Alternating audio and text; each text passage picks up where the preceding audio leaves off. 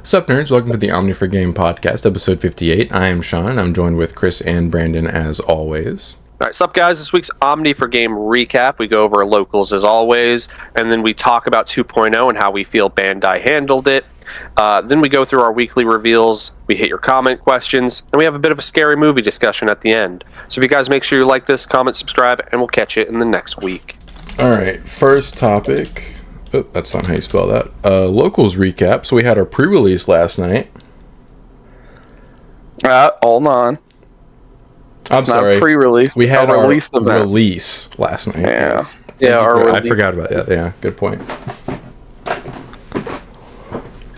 So if you're wondering why your pre-release cards have somehow turned into a release event card, now you know. I think you're going first, Brandon, if I'm not mistaken. Yeah. We only did 3 rounds because it's a release event. You know, that means we have to actually abide by True Undefeated. Mm-hmm. I went 2-1. First round, me and my opponent were kind of playing a game of checkers. And it was like, when I tell you checkers, I mean checkers. It was, okay, this. Did you say king me? Okay. There was a point where I got kinged, I'll tell you that. Alright, here's the counter to your thing. Okay, here's the counter to your thing. Okay, here's the counter for your thing. And so we kept doing that, but I just ran out of gas before he did. Sag. Ancient Sphinx Spawn, low-key, one of the best level 6s I had in my deck. I had just one in because my deck. he straight... Yeah, he just straight comes out and just pops something. He's a trump sword, yeah. Yeah. So in my hand, I had... in my deck, I should say, I had removal at all levels. Mm-hmm. That's what I was trying to go for. And it worked out pretty well. Yeah, like, I did misplay by not using one of my removals instead of my other removal. And I needed that other removal later. Yeah. Yeah, but that's hindsight. You don't know when that's going to come up. Yeah. But, like, you know, I had the Gobbly that when you on-play it, delete a level 3, basically. It's like a 2000 DP threshold. Mm-hmm. I think I had 2. Kaiser Leo also came up so much because he just straight comes out on play or when Digivolving, pop a level 4 or lower. That was really good. I don't think I had because one of those. Because I could use the Seraph, the eyeball black hybrid. Oh yeah. You Evo into him and then you can recycle it from the trash. Oh, that's so good. Really good. Mm-hmm. Yeah, it's so good. I did not have that combo, unfortunately. Who was it? Will was showing me all his cards, and he had that card plus a metal Kabuterimon, right? I think. Is that the Beast Evolution for JP?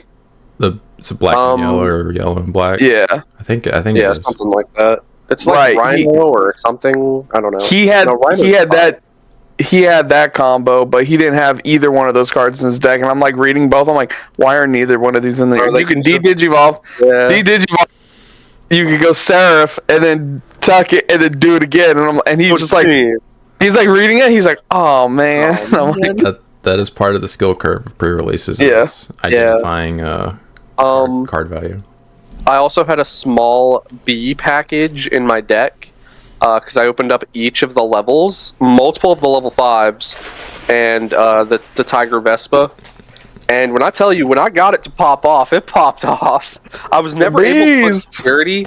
I was never able to put security in, but there was one turn in round 2. Round 2 was, I think, against Todd, where I had gone into Ancient Sylph. Ancient Sylph makes it to where you suspend everything lower than it, and then they can't unsuspend.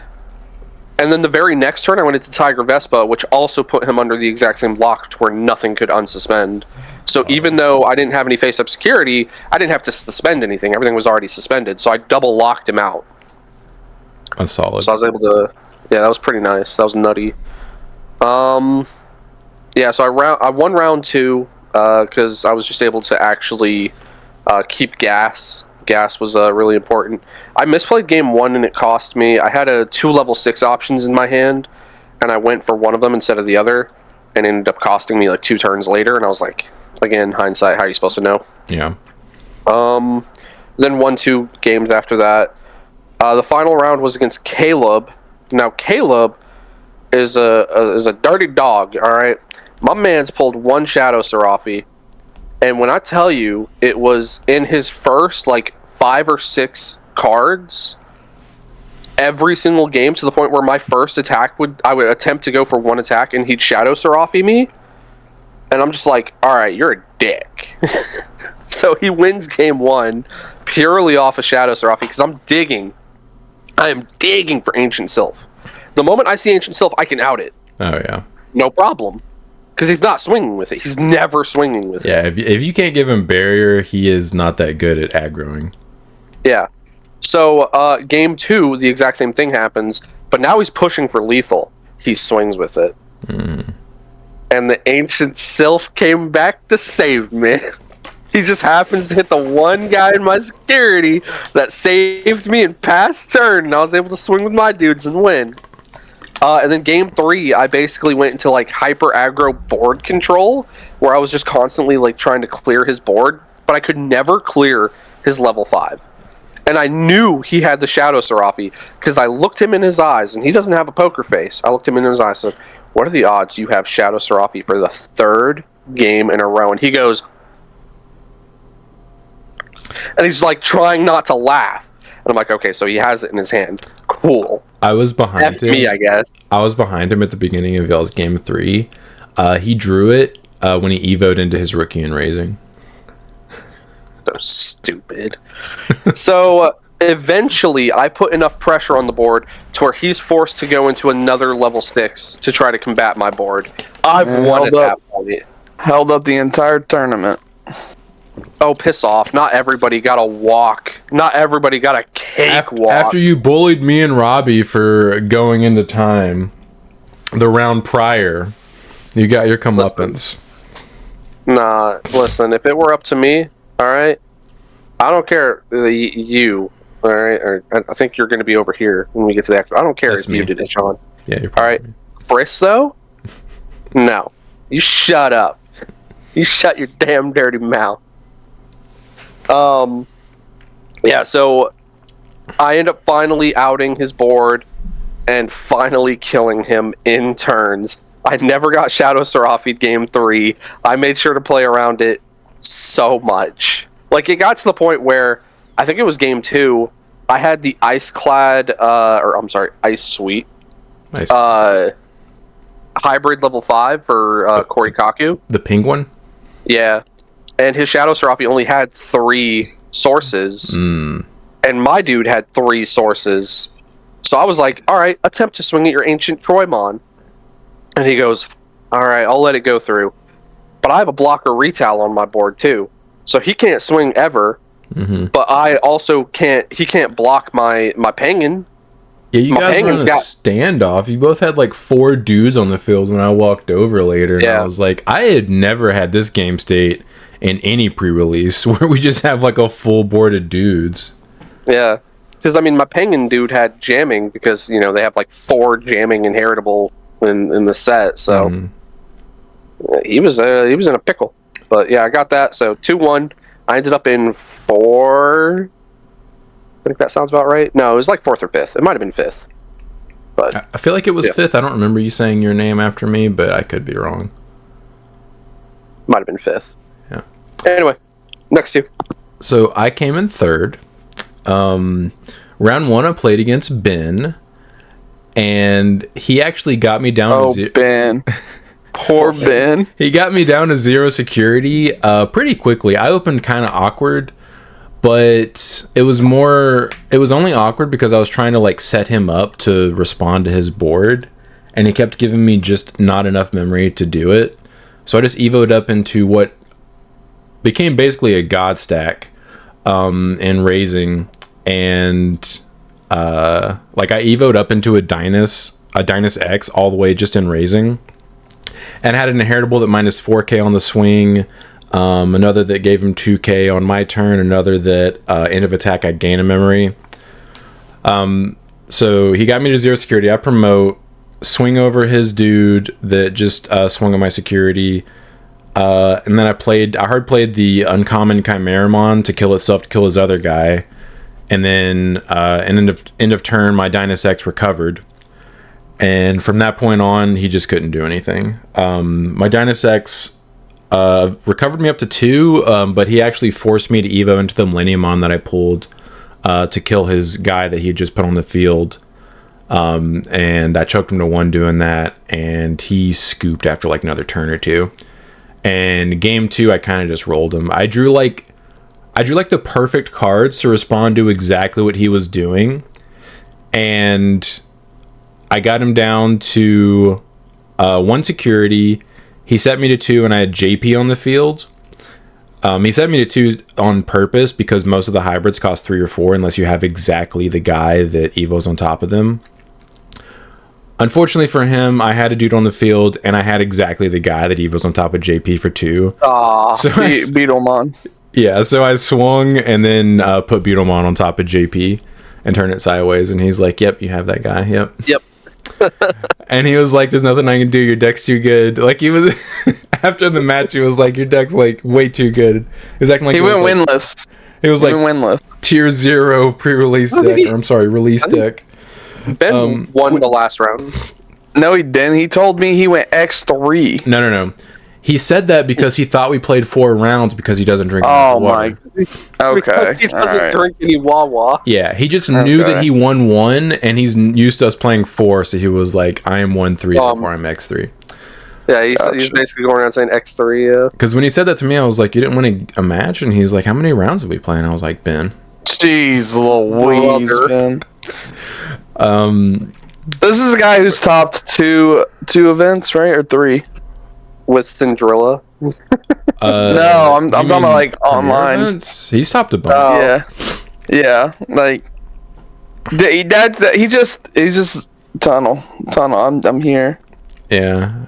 Long day, I guess. He's just I guess.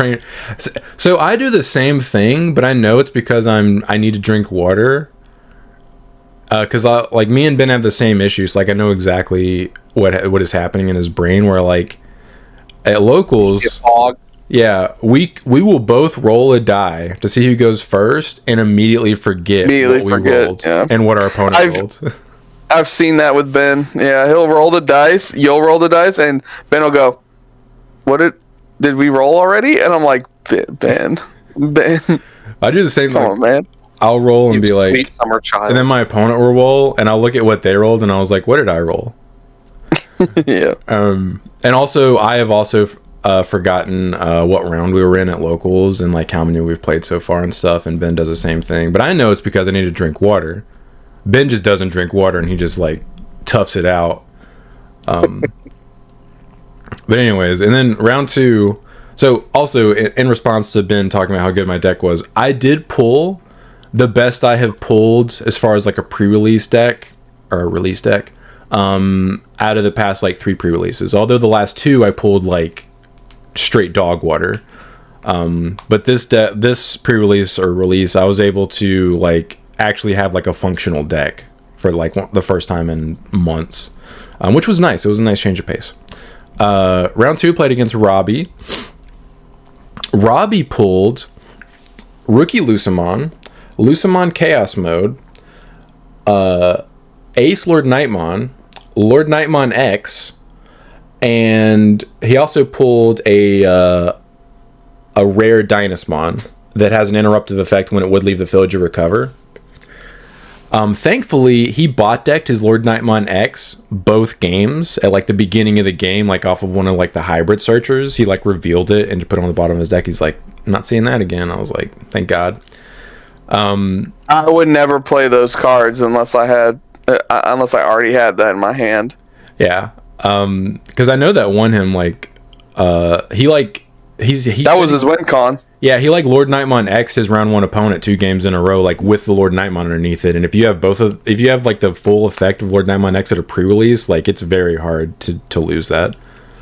I mean, shoot, I was having a problem just outing Caleb's regular Lord Nightmon, the rare. Yeah, the rare's pretty good too at pre-release. I didn't pull any of that, unfortunately. But he ended up killing me game 1.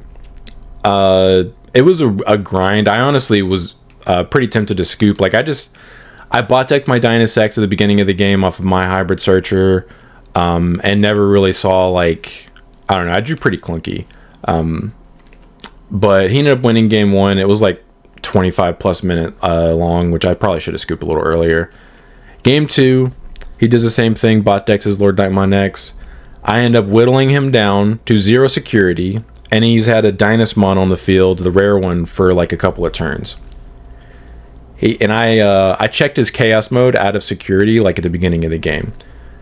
He hard plays the rookie Lucamon, puts me to like 7 memory or something, trashes a card. I trash my security because I'm like, I'm not letting you recover. But then he triggers Lucamon's effect because I forgot he had a Chaos mode in security. He triggers his Lucamon effect to put his Dynasmon on top of his security, so Dynas immediately recovers because it's interruptive, and then Dynas goes on top, and then he evos into the Chaos mode out of his trash for free, and then I don't want to kill any of my guys, so I have to trash another security, and he recovers again. So he recovered up to 3 from 0. Damn. And I had a Tamer and 2 guys on the field already. And I was like, cool, okay, I guess this isn't game. And he drug it out for a little bit longer. I think he Lord Knightmon aced both games. I was able to out it the second game, but the first game I never outed it. But we ended up going into turns in game 2, and I thankfully won it on my last turn. But it was very close. He made it very hard on me. So I ended up drawing versus Robbie.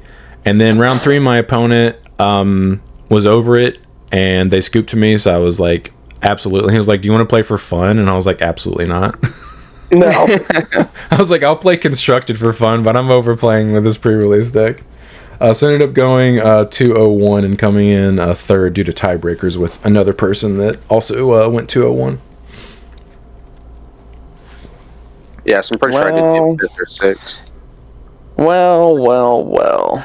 That brings. How did your night go? That brings us to me. Dude, if only. The winner. The release event. I could say I'm a 2-time, okay?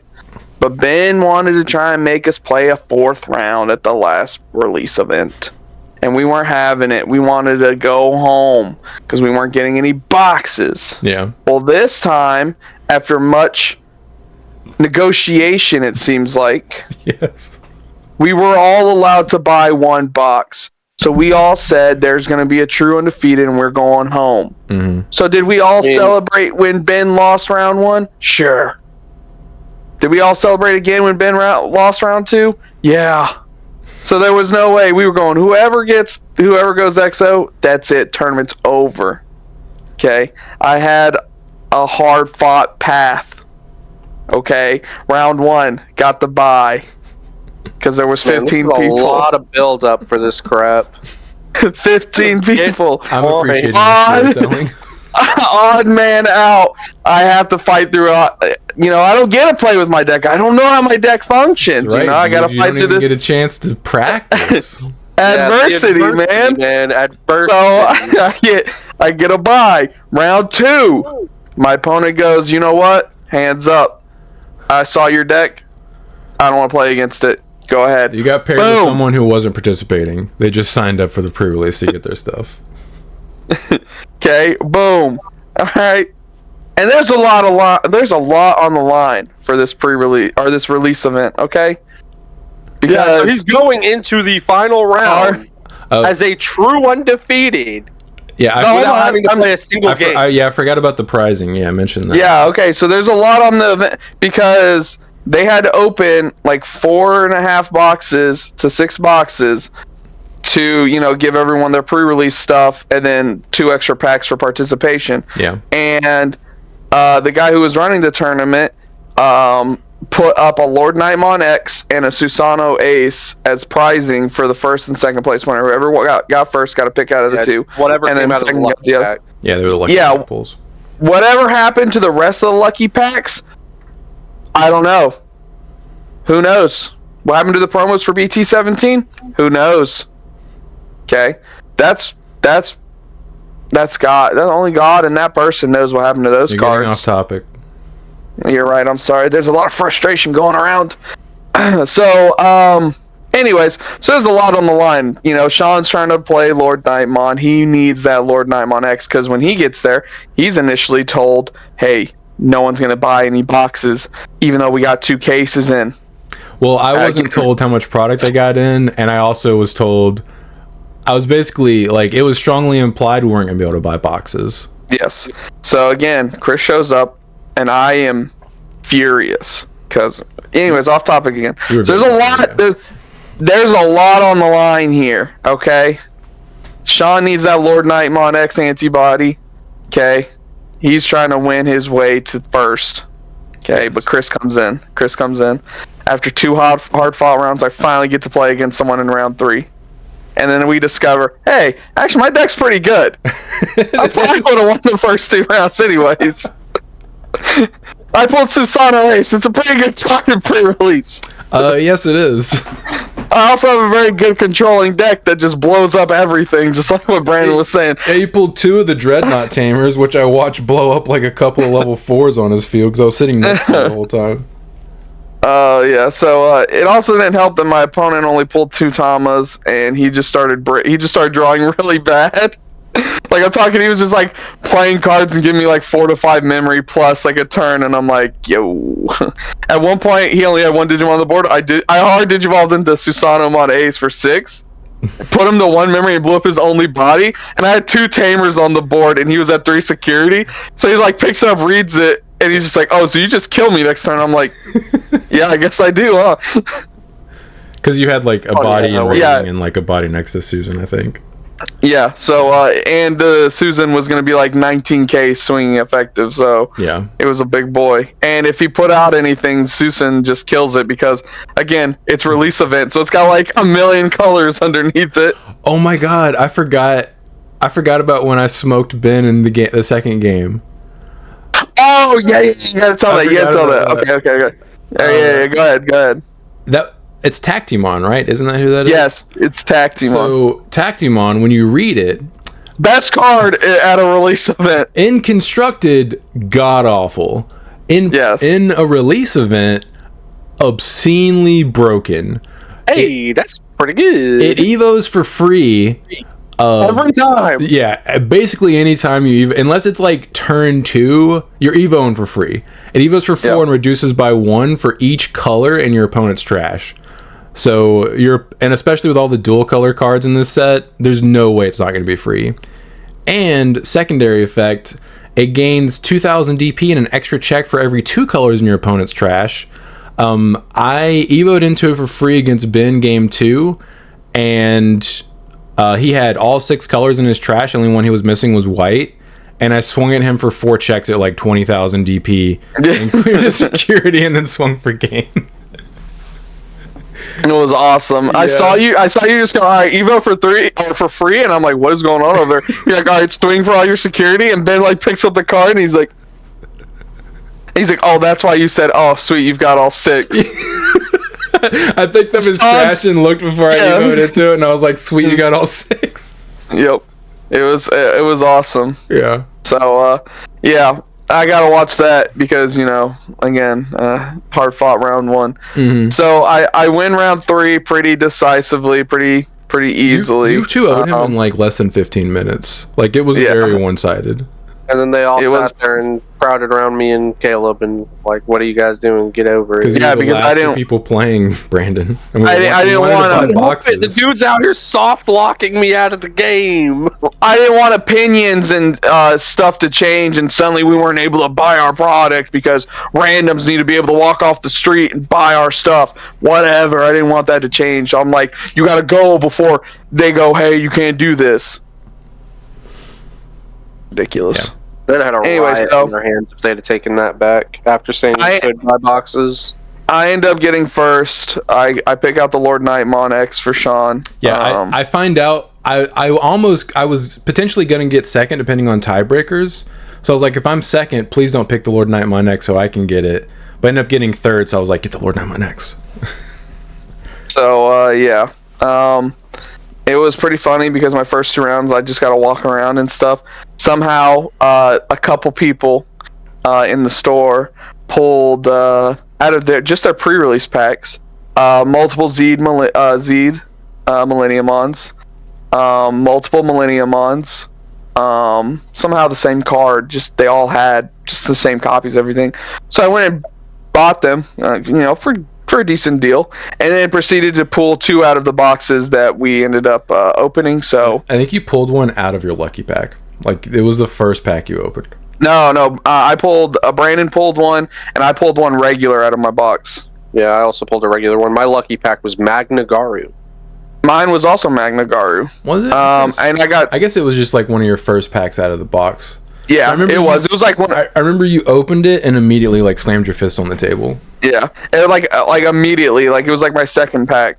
I also we forgot to mention this. I pulled the Dynus Ace SP, the white one. Yeah, I forgot about that. Yeah, Chris pulled the SP Dynus Ace. Looks very pretty. Yep. So I think we all managed to get all the cards we need for the decks we want to play. I got all the Millennium on. Sean got all Lord Nightmon. And Brandon got all the beast stuff because I think that's the only thing he was like interested in. Yeah, I only needed a few cards from the set to actually finish my deck. Thankfully, because I didn't know if we were going to buy boxes, I was still concerned about it because I needed 3 Lord Nightmon X for my deck. And if we weren't able to buy boxes, I wouldn't have been able to get it because there were a couple other people trying to build it. Will was slinging cash last night, man. He needs to like focus on like trying to get like one deck at a time. Cause he was trying to get like multiple different ones, and he's just slinging cash. He's just trying to get everything. I don't know. Buy for multiple decks. I got to him. Yeah. When you're trying to buy for multiple decks, you often find that you don't have any deck. Yeah. I don't know if Ben got to finish his Lucimon deck, did he? He was 1 Altar Luce X away from having max Luce X alts. No, he needed 2. He showed me his He got stuff. one. He has 2 Alt-Art Luce X's and 2 regulars. I could have sworn he said he only needed 1 more Dio. I think he only plays 3 in his list. I think that's why he said that. Oh. Well, he got one for me, and that thing is sick. You gave away a Dio? Oh, you dog. I mean, yeah. I mean, he probably didn't give it away. We needed a 1 Dio art just to have it. But I got the Aizen catching the sword Luce X. Oh, okay. I pulled 2. I pulled 1 reg, 1 alt. I think it was cool that the player who got first ended up getting the SP. I felt like that's very fitting, even though it really wasn't earned, but, whatever. Wow, you agree my deck should be good. Who said I'll win those first 2 rounds? Honestly, if you had played, you probably would have gone undefeated, but you never know, like, if you just draw the wrong... Like, because there's no real searching or, like, consistency. Right. Like, if you draw the wrong parts of your deck, you can still lose, but... All I'm saying is I am still the only person to have never pulled a SP, and it hurts, and I hate it here. Oh, that's right, because E pulled the Paladin mode, didn't Paladin. she? Yep. And Chris he already pulled one before. Now, to be fair, it was the Crossheart card, the gold Crossheart card, so who cares? Oh, yeah. But still. I pulled that one as well out of some boxes that I didn't record. Forgot about that. I will say we have to give it to our community because I believe those guys are from Mobile, right? They are all from the same locals. I am not 100% sure. I think some of those guys may have been from somewhere else because they said they drove an hour, and I think Mobile's further than that. Okay, because I know I could be Tyler and his little group. Yeah, they're from Mobile. Yeah. Okay, and then the last 2 guys that showed up, it seemed like they knew Tyler and them. I thought they were all on the same store. Tyler said, and I quote, "These are our Asian players." Oh, okay. I guess they're also from Mobile then, or maybe they're from like a spot in between us and Mobile. I guess that would make sense. Okay. Yeah. Mobile's like an hour and a half, it took him an hour to get there. Yeah. No, it's only about an hour depending on traffic. Okay. I got to give it to our little group because when we were walking out, I heard them say, "I love it over here. This community is awesome. They helped us all build all of our decks." Mm-hmm. Yeah, and I'm like, yeah, that's just how it is. We like a lot of us don't just like hoard stuff and be like, no, because I was literally giving away commons and rares. Mm-hmm. Like if I didn't, I was like, hey, like we're all trying to build this stuff here. Like once I had my Millennium on stuff, Tyler was trying to build Millennium on. I was like, hey, any extras I have, there you go. Like here, just start building your stuff. I went through my rares and I only pulled like 1 rare Machine Dramon, but I gave it to him because I have no intention of putting that deck together. And I guess maybe it's not like that over there, because I know their locals really struggles. They were talking about how like their boxes are like online prices, like where they get hiked up. That supposedly, I guess, for one of their pre-releases, they got like charged like way more than what they're supposed to be. So I guess it could always be worse. I don't know. Yeah, like he said, like because one of them said that like for their pre-release they didn't get charged 30. It was like 45 or 50 or something like that. Jesus. Gross. That's crazy. Yeah. I like our little community. We're good. I do too. Robbie, so the Lord Nightmare X that Robbie pulled was the alt art. Mm-hmm. And he was nice enough to sell it to me. If we can get some focus. Beautiful. Camera's not picking up exactly what I want to pick up on it, but it is a very pretty card. The texture on it is immaculate. Yeah, the texture is just amazing. I can't really. I should run out there and grab the Dynus. You can show it off. Do it. Yeah, it's right outside the door. Yeah. I gotta go show it off. I didn't really get any like major alt arts I wanted. Because I know you still have one of the B alt arts, right? Yeah, I have. I think it's Queen, if I'm not mistaken. Yeah, I might get that from you eventually, depending on how I feel about the deck. Yeah, for my alts, I pulled a Beetlemon alt in pre-release sealed. In my participation, I pulled Violet and Boots alt. So, F me sideways. And then my box, I pulled Korikaku and the Luce. And the Luce got traded, obviously, so. Dude, as far as... Yeah, there we go. God. It looks like it's a cardboard printout. Like, your camera's not doing it justice. You're right. It's so shiny and good looking. It looks very good in person. Not enough for me to want to pay for something like that, but it does look very nice. No, of course not. Yeah, I like that much better than the solid color ones. I think the solid color ones were super washed out. I really like those. Like, those remind me of like the Omnimon. Like, I was just about to say, it reminds me of like the BT13 like alt arts where, they've got the like certain parts done up and whatnot. I was talking about the BT6 Ghost Omni. Oh, okay. It kind of reminds me of the BT13 ones. Were there chases in BT13? No, just like the alt arts in general, though. Like the fancier version of that style. Okay. Yeah. Yeah, it does look very nice. I will also say I got because of my pulls, because I pulled those extra like Zeeds and cards. I actually got to make some really cool trades. So now I have my Zubamons. You do for Ragnarlord. Don't ever have, and they're the alt art ones, so don't ever have to worry about that. And I managed to get us a third Death Exmon alt art. So there's no more infighting between me and Brandon about Death X's. So you both want to run too, yeah. Well, then Brandon will have to calm down, okay? Because whoa. My box and pre-release, like, I pulled hits. Like, I pulled an alt art out of my pre-release packs, but it was who was that? It was the blue memory setter for that like terrible archetype. Me and Brandon both managed to pull the alt art Purple Tamer. I don't even know what that card does or what it goes in. I think it's the Three Musket. Yeah, it's a Three Muskets one. I don't know what she does either, but I know that she's a Three Muskets. In my box, so I went in. My goal was to get Lord Nightmon X, Rare Lord Nightmon, and Deltamon. That's all I needed to finish my deck for next week. But I also wanted some Shadow Seraphis for Angels. And then my third priority was getting purple hybrid stuff, like Duskmons, basically. Because it's the only like super rare from the set. My box that I opened and my pre-release packs, the only thing I pulled for any of those is I pulled, I think, one Rare Lord Nightmon out of my box. And I did get enough Deltamon because it's a common. And then I pulled one Duskmon. Everything else was stuff that everyone else wanted for their stuff, and I had to like trade/buy everything. And also my two alts from my box, I pulled two alts, were also not good. Like one of them was the Nene, and I was like, cool, I'm never going to use this. And the other one was Queen Beemon. which I mean, I guess that's cool, but like I'm fairly certain the B deck is not that good, so I definitely wasn't super stoked about that. Yeah, the B deck will just be fun. It's for fun, Well, yeah. I put fun in quotations. Yeah, it's not fun losing. So I'm actually I'm glad I didn't open that on the channel, because I just would have been like, this box is awful. Yeah.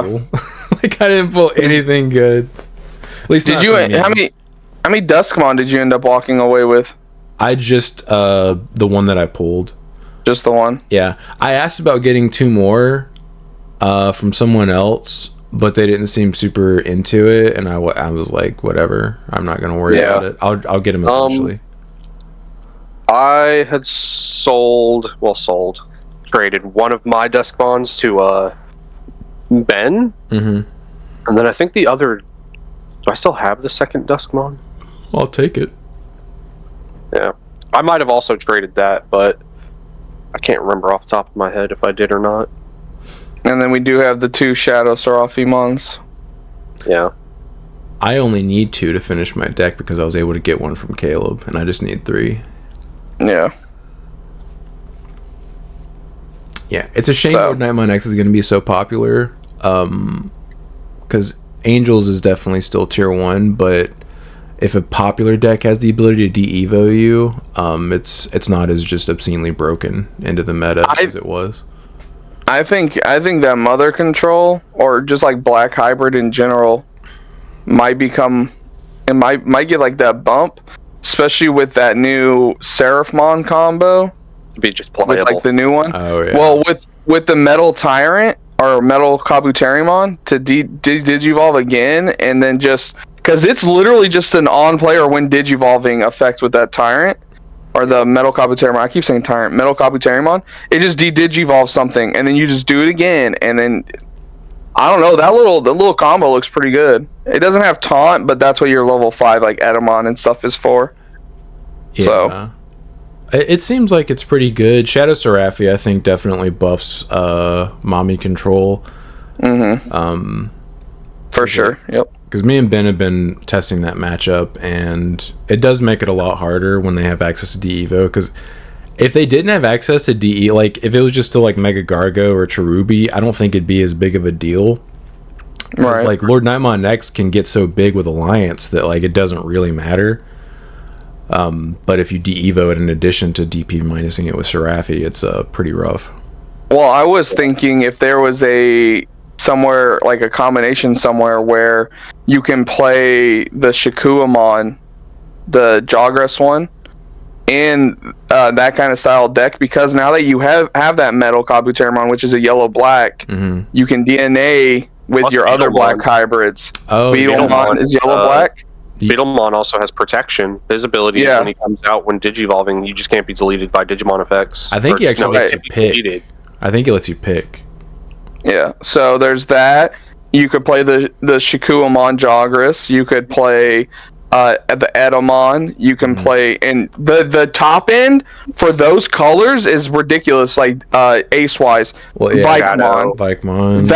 Valkyrie, Shadow Seraphimon. Like the list is endless for black, yellow. Yeah, black and yellow is very powerful aces. Like Cherub too, if you really wanted to. Cherub, yeah, Cherub, Shadow, like all kinds of stuff.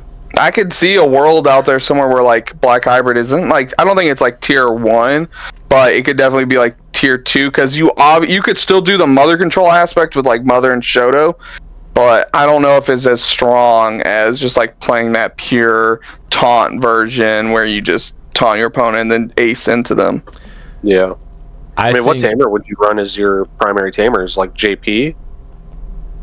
I don't know, because JP doesn't seem all that strong. Like he's like he's like a 4 cost. It's not a memory setter, but you get to like discard a hybrid or 10 warriors to draw a card. Like, yeah. And I remember reading his Inheritable, and I'm like, this just isn't worth it. I could be wrong. I'd have to reread it, but I just remember reading and going, you could run the Mind Link tamers. That way you can recycle your tamers. That's what you should do, is the Mind Link ones. That's why I was like, saying mother control. You just like play like the mother control base, and then like with like some different level 4s and like level 5s. I think mother control is gonna be what Black Hybrid is. Like, I think trying to do the stuff with like JP and stuff is not gonna work. Yeah. It would just be flexing in Beetle Mons, Metal Kabuteru Mons, and like the Shikua Mons and whatnot. Yeah. So after opening the 2.0 boxes, I think Bandai did an amazing job with this set. Agreed. I loved it. So many. I'm like, dude, every set needs to be like this. So many supers and hits. Amazing. Yes.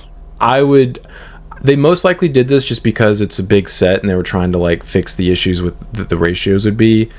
But it would be cool if they did this moving forward, because I would love it if I got a few less rares and just got more hits in my box in every set. The lucky pack. In addition to the lucky pack.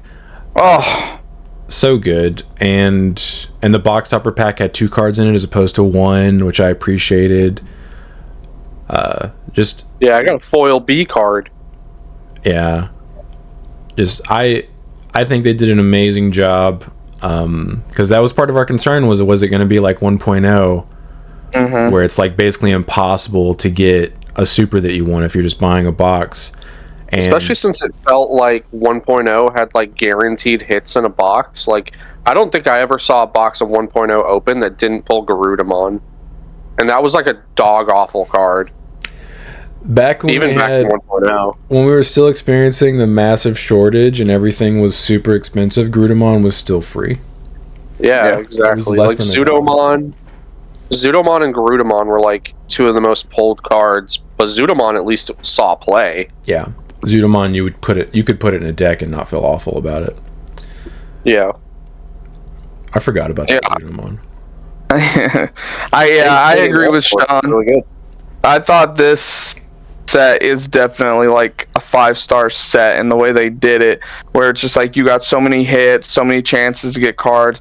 I never minded missing out on a couple rares, because like rares will most of the time, unless they're like not game breaking, but like super relevant in like a bunch of different decks, aren't crazy expensive, so those are kind of easier to pick up. But the supers and stuff aren't, especially where, and again, we gotta give them credit for this, where in this version of the set, they gave us all of the kind of decks that came with it. They gave us basically archetypes. Randomly 1 card. The Nene is unplayable without Shademon. Shademon literally plays the Nene for free. Okay, so there's no reason to play the Nene without the Shademon, because I don't think any of the other Millennium cards have save but the Shademon. And the Shademon's a searcher on top of that.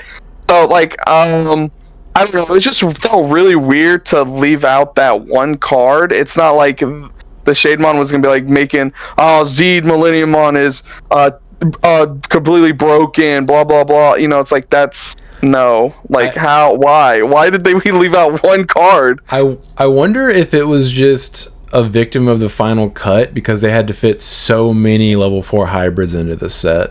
So like, yeah, maybe level 4, like they were like, we have to cut something in order to make the set like fit. I guess this is like the least required card for this archetype out of any of archetypes. Yeah.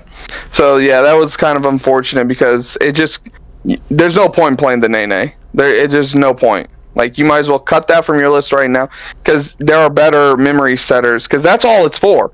It's a memory setter, and when you go to make your crossplay, you can use a card from underneath it to reduce, like, but like, if I remember correctly, I don't think there's anything else that you can tuck under there with the save. You're probably better off playing like starter deck tie, would be my guess. I probably won't even play any tamers. I'll be just playing analog youths, because you want to get some of your cards in your trash as soon as possible. So yeah, that'll probably make more sense. You probably don't even need to play one. Yeah, if you can't play it for free, it makes it a lot worse. Right. I'm also playing starter deck Pagumon on deletion, like mill 2 more cards just to fuel my trash even quicker, because you need to get some of those cards in there. So you're playing the Ukomon package? I'm not sure yet. I'm not sure if I want to play Ukomons or the Gizamons. I'm probably going to go with the Ukos just because they help search and, get that going a little bit faster. That's the direction I'm leaning in. So, and then for the Shademons, I'm just going to replace those with those old Deltamons to help with your little pillows that I know I'm going to be running into. These freaking floodgates. Yeah, man. I don't know what you want from me. I have to play it. I can't let you do unfair stuff. Only I can do unfair stuff, not you. Not you. You cut it out. But yeah, so we gotta definitely give Bandai credit for the way they did this. Execution-wise, it was actually very well done. It's a shame I didn't really care for much in this set, but I'm glad you guys all got some good stuff that you want. I wasn't super excited about anything in particular until Ben and I started testing. And once we started testing, like I had told you guys, I had said, like, I'm going to build Lord Nightmare next, regardless of if it's bad. And so that was the first thing I put together when me and Ben started testing, and I was like, hold up. This is kind of nasty. Hey, you slap enough keywords on cards, they're going to be okay. It literally has 3 keywords on it. Yeah. It's like collision, alliance, and piercing, which are all super busted when they're put together on the same You're card. telling me collision plus piercing is good? And alliance. Like, it's kind of insane how much they put on it. But yeah, it made it very good. I was very pleased. Yeah. It was pretty good. I don't know, Brandon, you're gonna try and play bees, and you also picked up all the Magna Garurumon, and plus the ones that we also have, so be able to play that. Yeah, I mean, I was looking into the Magna Garu deck. It's not even blue hybrid. It's not even adjacent to blue hybrid. It's just Koichi, JP, both of their lines, with a Magna Garu top end. Yeah. You don't even play Lobo. You don't even play Kendos. You don't play Beowulf. It's not like we have a really good Beowulf 2 play, except for the BT7 one. Yeah, so...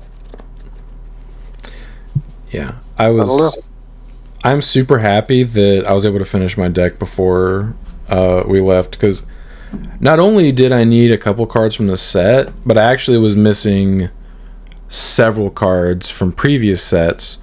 But thanks to everybody at Locals, you guys included, because you found me some cards that I needed.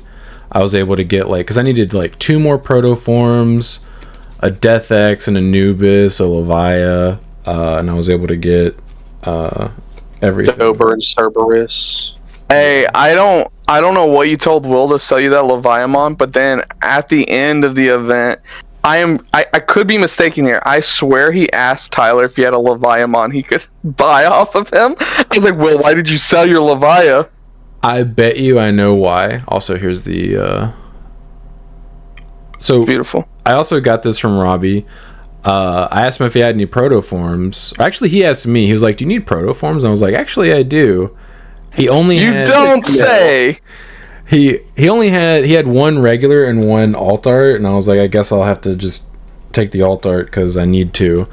So yeah, thanks to Robbie, I got alt art Proto and alt art Lord Nightmare next. But I know why Will said that, because Will told me after he sold me the Levia, he was like, I have a playset, but I only play like 2 in Demon Lords, so like I don't need a 4th.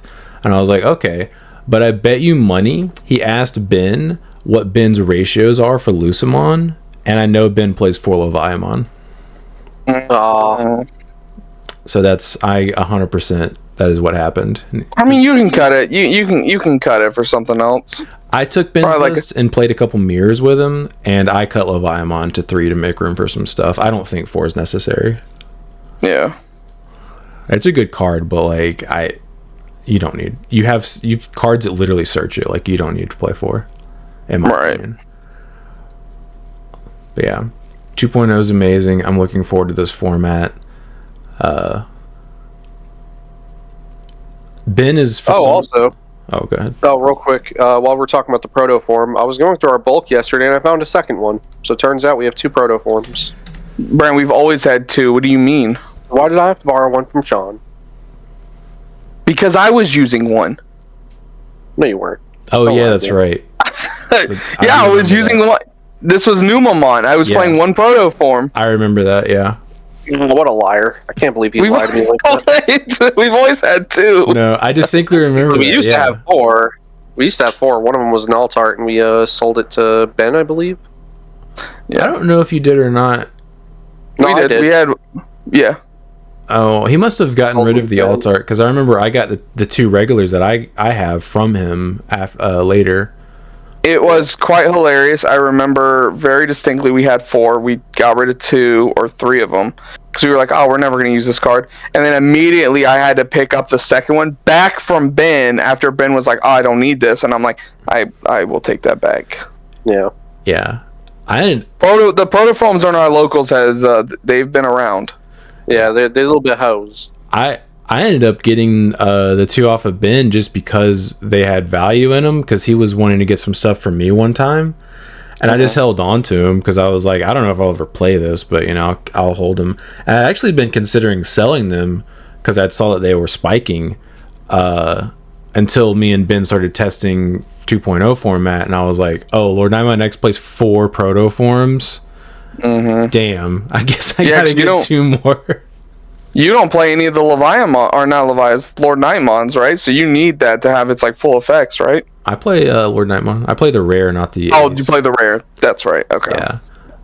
If you're not playing a card that says Nightmon on it, the ace is kind of pointless. Right. Like, it gives everybody collision, but you don't care about that. Lord Nightmon X has collision. Yeah. The important one has it. Yeah. The boss monster has collision. I think, generically speaking, the rare Lord Nightmon is infinitely better than the ace, because it plays back anything level 4 or lower. It doesn't care about color, name, nothing. Right, because then you can just boom, and you immediately have alliance, collision, piercing right off just that one, right? Yeah. Like if you have the full combo, you can promote and play 2 bodies, and then you have a Lord Nightmon X with collision, piercing, and alliance swinging 2 times for 2 checks apiece. It like 17 plus DP each time. Yeah, so this is the problem when they don't put specific card text on cards and they let you just do whatever. I mean, especially with purple. Yeah, purple is very broken. I'm excited to use it for the first time in forever 8 months. I know that I played Leviathan at the beginning of the year, but I think prior to that, the only other purple deck I ever really messed with seriously was Cherubi, the purple hybrid. Yeah, I was just about to say the one I remember you for is purple Cherubi. Yeah, very fun. That deck was just fun though. Yeah, very fun deck. Really broken interactions. Mm-hmm. And they basically just, the new purple hybrid deck is that, except for you need less things to happen in order to have the super broken interactions. It just does lots it of itself. Slip and sliding. Yeah, lots of slip and sliding. You don't even have to play level 5s, level 6s if you don't want to. There's no reason to really put them in the deck. Yeah. It's so broken. So yeah, we got to get Bandai 5 out of 5s for this one. Yes. Some very good cards. Yeah, now that they've done this, it's clear that they understand some of the issues we've been having. Because if 2.0 had been like 1.0, it would have been, I think it would have been very similar to how it was back when we first got 1.0 with the prices. Yeah. Because the sets, all of the sets this year have been pretty scarce. Because they haven't printed a lot of them. So boxes would have probably wouldn't have been 150 to 200 like they were back then, but they would have been 120, 130 probably, if not creeping up a little higher. And all of the supers, the ones that were good, would have been outrageous. Yeah. We're talking $20 a pop for a normal art. I if not more. I think it would be more than that for the cards that are meta and well, you know, like week 1, that's usually where you expect the prices to be. Like Ancient Garu was like dang near close to 20, but then you gave it a couple weeks and it like tanked down to like 10 and like maybe 8, whatever it's at right now. I think when we bought paid that expensive. Yeah, I think when we bought ours, Brandon, our 4 Ancient Garus, they were 12 apiece, so it wasn't too bad. Well, that was on release day. No, that was release day. Remember, we came home and that's not pre-release price. That's what I'm saying. Like the pre-release price. not pre-release price. People buying on pre-release price are like, hey, I gotta have these cards. I don't care what the price is. Like, I'm not waiting. I got money. Because you're literally gambling on release nights where it's just like, there's a chance that you buy this card now and it's lower than what its eventual price be. Sometimes you pay that full price, and sometimes it dumps. You know, sometimes people spend $60 on a card and it tanks and it's about a penny now. But we're not talking about that, okay? I tried very to swap oddly you. specific. Was worth it. Garu was $8 right now. That's surprising. I would have figured it maintained around 15. I guess it's everyone dumping their stuff because they're excited for 2.0. I think that deck's still going to be good. Mm-hmm. Omni Ace is only $2. I think the I think the most entire secondary core, so I don't have to keep swapping them around for the ancient Omni and then just the regular Omni. So I think another playset of Omni. Right now, the most expensive card, base rarity wise and art wise, is Zed for 2.0. I think that card's still like 47. Yeah, and Susano is like 40. It's all pre-release though. Mm-hmm. Yeah. Like the cheapest Lord Nightmon X last night, after we opened our boxes and stuff, was $100. And it's still sitting there. And I do enjoy buying from Robbie because he does sell at very, very reasonable prices. If that was Brand, you must have prayed to God that Brand didn't pull that card. Brand would be like $100. You're just not getting it. Sorry, like 120. No, I told him the friend fee, so it's 150. But Brand doesn't have a friend fee. You know, if you go to like your locals and you have your friends and stuff, and you're like, yeah, I'll sell it to you cheaper because you're a good buddy of mine. I'm very good with that. Sometimes I'll take like 20% off of a card. I'll be like, hey, you need this card? Listen, I don't. We'll do a deal here. You need to pay the privilege to play that card against me. When I did not pull a card only for you to. When I sell to anyone, I take out a little more of the percentage that TCG player would take out of the transaction. And if it's something that I know I would have to pay to ship with tracking, I take out an additional like $5, depending on how much it is. And then if you're a friend, I take out even more.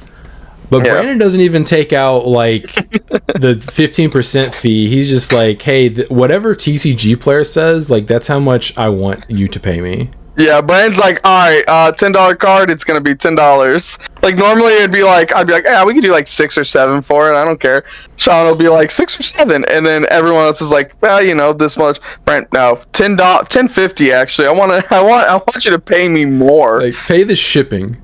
Yeah. Yeah. Jeez Louise. You're paying for the opportunity to use that card against me.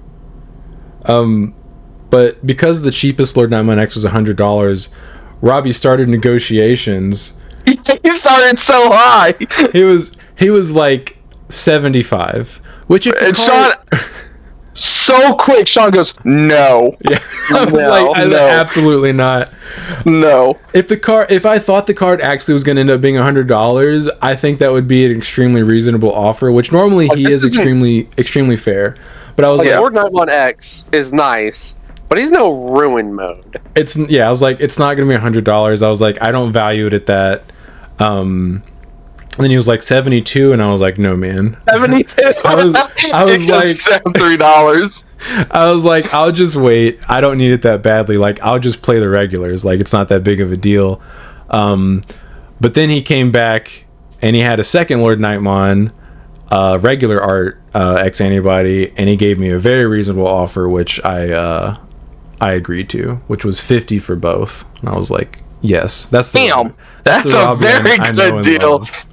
That's the Robbie I He know. does, like, he Oh, blows yeah. down super hard if you're paying with cash. Like, I wish Robbie had all the cards I ever wanted to buy, because I would only buy from him, because he gives me the best deals. He'd be your go-to vendor.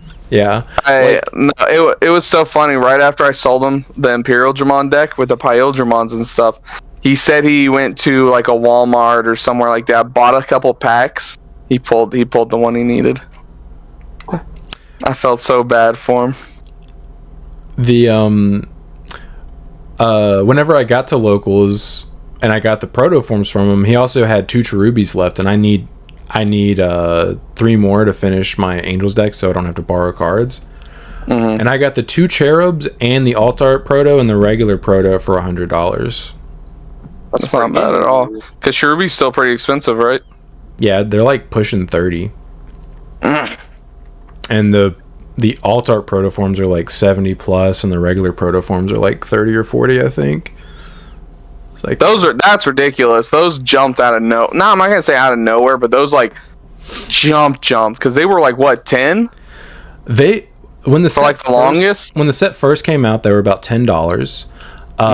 Then they went up a little bit because people were playing them in Nume, so they were like 20-ish, 25 sometimes. Then they like settled down to about 15, and then I stopped watching them. But at some point, because of, I think, Levi getting popular last format, because it was like an answer to Imperial, and people getting on like the Lord Nightmare X hype train and stuff, they just started skyrocketing. Yeah. Kind of sad, because I actually pulled 2 event pack protoforms when we went to Texas, and I just was like, I sold/traded them because I was like, I'm not gonna need these, even though it would have finished my playset. No. Yeah. Feels bad. Yeah, I was like, I don't need these. I don't know why. I honestly was. The only reason I didn't sell my other protoforms that I had is because I kept forgetting about it. So I'm thankful that I forgot, because it would have cost. Yeah, you're like, I need those now. I would have sold them for half what they're going for now. So like, I definitely forgot at the right time, thankfully. Some of these pre-release prices are so dumb, dude. I'm looking at them. The Susan Ace is $42. Yep. Jesus. The regular art. Yeah, regular art, yeah. There is an OTK involved with that deck, but like it still takes a million turns to set up and get everything like good to go. Like, it's cool, but like it's impossible. Yeah, you have to do so much stuff in order to get it set up. Like you said, like you'd be better off just killing them with your hybrids. Yeah. That box topper machine Dramon apparently is 12 right now. The one that Robbie pulled and didn't remember where he got it from. Yeah, he was okay, so what is that? So the box topper pack that has 2 cards in it, that's one of the cards. Oh, it's one of those. Oh, okay. I think he just wasn't paying attention when he was opening his stuff. Well, I guess we traded something, and he said it was like a good deal, so I guess it ended up being okay, because I ended up with it. It's actually a textured version of it too, I think. Mm-hmm. Is it? No, it's not textured. It's just it's not textured. It's just foil. I don't think it's textured. Yeah, some of these prices, I'm just like, dude, what do you guys? What's the winter pack machine Dramon? The EX one. I'll look at that in just a second. But the rare Lord Nightmon is $4 on here. Whoa. That's not gonna stay like that. That's ridiculous. No. It'll probably drop to like 1 or 2 by next week. I think it'll. I see lists that, like, it depends on what version you play. If you play the Dark Nightmon base, you don't play that one. If you play the version I'm playing, the list I actually took from was only playing 2. I ended up putting a 3rd in, but I think it'll be less than $1 once they settle. Okay. Let's see. Surprising. The Machine Dramon is $18 for the textured foil one. The regular one is $2 and dropping. Or I'm sorry, $3 and dropping. I need to list mine. Unless you want my foil? I have. Oh, your foil one? I think he gave top 4 each one of the foil Machinedras. I'm okay with the one because it's just collection. Because I have all my alt arts for the EX ones, the OG alt art, and I don't think that one's better than that one. So I'm gonna be real. I prefer this one. You like that one more? Dude, it's just so sick. He's sitting there like with the fire behind him, like he's roaring out too. It's cool, but I'm just gonna keep it for collection. Let's see. I like the art style of it too. Like it's not like cartoony, is what it's like comic booky. That's it looks like a comic book. Yeah. Mm-hmm. I'm loving that. I don't know. It's kind of hard to say. I think it looks pretty good. I like it. It's still cool. Yeah, I mean, it's definitely infinitely better than the common version of that card. The revision pack Machinedramon. Yeah. Literal common Machinedramon. I remember the first time I saw someone playing with it, I was like, "Is that a proxy? Is that a real card?" It's like, Judge. Like, is that real? I also gotta get some Chaos X alt arts. Those are out in the wild now too. So. Oh yeah, I don't know how much those are. Like 12. Okay, at least people aren't being super unreasonable. I think they were 12 when I looked at them. I'm pulling it up. I'm curious. 17. 17. Okay, my other guess was 18. I couldn't remember between 12 and 18. The cheapest verified seller is 24. Whew. I don't know why that is. Like, I don't. It's its only alt art, and Machinedramon is like a popular card. It is, but like, are people playing at this format, or? I don't think so. You don't play Chaos X and Millenniumon, do you? No, people got new Machinedramon. They said, I got to buy this card out just in case. Sean, there was a new level 5 Cyborg that came out. The deck's making a resurgence. Dude. No, you got the B one. You got you got all of them, man. You got trains. There were some trains in this set. Boom. I think Machinedramon actually would have a good matchup in a purple hybrid, which I think is going to be tier 1. But I think it gets decimated by Lord Nightmon X, like real hard in the butthole. Have you considered de-Digivolve? Yeah, have you considered de-evoing into one of your level 5s and then just swinging with collision and piercing through it? Have you considered your deck is now in the trash? Yeah. It might not be too bad. It might, well, how many stages is it de-Digivolve? Isn't it just one, or is it 2? It's the number of Digimon you have on the field. Yeah. That you have on the field? The Lord Nightmon X so has that on the is... field. That's a couple stages. Gone. Bare minimum, it's 2. Stages. Most likely it's going to be 3 at least. Yeah. That's gone. Yeah. You're dead. So like all those turn. resources you put into that, yeah. I think it actually will have a good matchup in a purple hybrid, but I think because of how hard it probably loses Lord Nightmon X, I don't think it'd be a good meta call. Unless you just expect nothing but purple hybrid. Yeah. I mean, I feel like it'd have a pretty okay matchup into like blue hybrid too. Because people are still going to be playing that. Yeah, I think any hybrid deck it probably has a solid matchup into. Yeah. I think you might not have the best time against Imperial. Because they can source strip you. Oh yeah, I forgot. It hard loses to Imperial because of that how much source strip they have. Not to mention they probably play Paladin Ace, which is just an auto GTFO. Yeah, they also play. Most lists I see play about 1. Yeah, but even without it, like because of the Tamer strips 3 sources. Yeah. Yep. It's really hard for them to. Yeah. Yeah, I don't know how good of a meta call it'll be. It just depends on what's the most popular deck. Yeah, just join the B side. Just play for fun. Are you playing that this week? Hell no. I don't know what my list looks like. That's fair. If I can get a decent list together, now that I know we have the 2 proto forms, those are going in. I'll tell you what, right now, this is what your list looks like. You play 4 of all the B stuff. Yep. You play, obviously. Your other level 3s can either be the Kokabutary? Because it searches, right? Everything in the deck is an insectoid. Yep, and then you can play, what's it called? The X antibody Quagmon, because I think that can pick up 2 cards. It picks up an insect and an X antibody, I think. I could be mistaken. He's level 4, right? No, he's a level 3. He's remember that weird beetle that's like has like a magnet head, like from like a really old set, and it gave like. I already have the level 3s unlocked because you have the fun bees.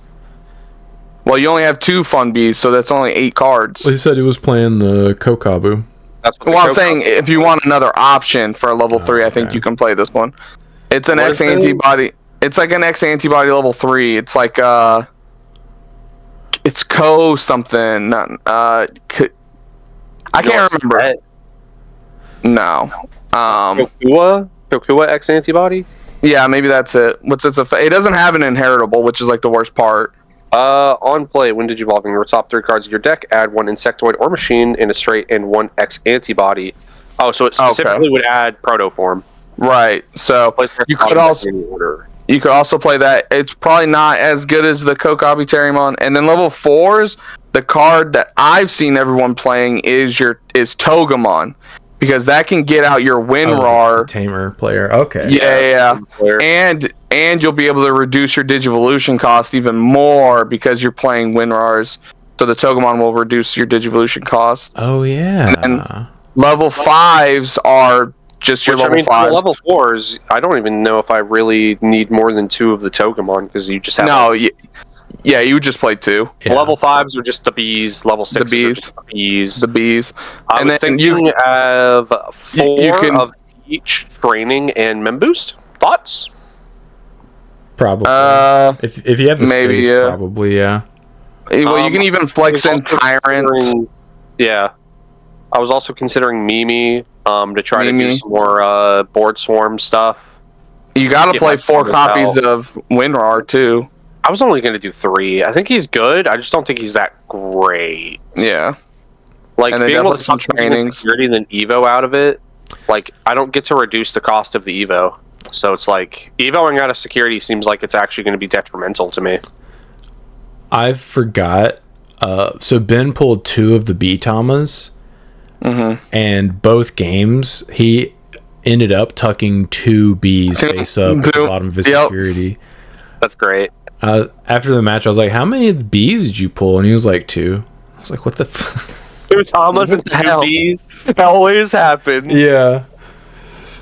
Okay, it didn't matter, but I was like, that's because at one point he got a bee on the field and he was like, it has this effect, and I was like, oh, does it? And he's like, yeah, because of this in my security. And I was like, what the hell, Ben? What the hell? Yeah, other than that, I mean, you gotta play some removal too. Something. Just giant missile. Yeah. I mean, you could play Heaven's Judgment. Green removal. Heaven's Judgment is also a green removal. But yeah, and he is multicolor. Everything's multicolor, so that's 18K right there. Okay. Yeah, I'll probably actually swap that for HJs. HJs makes more sense. Yeah. Less things are protected against that. Yeah. VP neck is just better. Yeah. Okay. So I might rock up this week with bees. That's the thing with this set is if you focus on getting one deck, you can get a lot of the deck except for that Dark Animals Lord Daimon package because a lot of those cards from that is from older sets. But like if you're just trying to get one certain deck, you can get a lot of that deck or most of the deck, like 95% of that deck from other sets. Like my Millennium on deck, I only need a couple cards from other sets, like the Analog Youths and like Ukos and like the Deltamons because they hate us. So, and we are talking about BT14 Togemon, correct? The the one that once per turn when you would play a green tamer, reduce the cost by 3. Okay. Yeah. And then its inheritable should be if you have a green tamer on the field when you Digivolve, you can reduce by 1. So that's like the perfect because you have to play the WinRAR card, and so you're gonna have green tamers. So and it's a 3, so it's like a free play. Yeah, that makes a lot of sense because like that was the one thing that the deck was missing is they didn't put an archetype tamer player. I think the bad part is that level 5, and it does kind of make up for it a little bit because of the reduction effect. You will have to pay like full cost to Digivolve into the level 5. You won't get to reduce it further. Yeah. Are you playing Millennia Friday? I should have the entire thing ready. Cool. I'm looking forward to it. I'm pretty sure Ben's gonna play Lucamon, which I don't think that deck is tier 1, but it is very powerful. Once he starts going. Yeah, if it's kind of it's like an inevitability deck. If Dio is inevitable. It's Satan mode. If you ever get down to 0 security, you probably lose the game. Because once you don't have the option to trash, you get decimated by Luce X and Satan mode. You get like pooped on from them. I think it's probably like tier 1.5, just based on our testing. It seems strong. Like, I think the issue it's going to run into is faster decks just killing it before it gets a chance to get to that point. But in a slower format, it would probably be tier 1. Yeah. Do you think I can combine bees with Omnimon?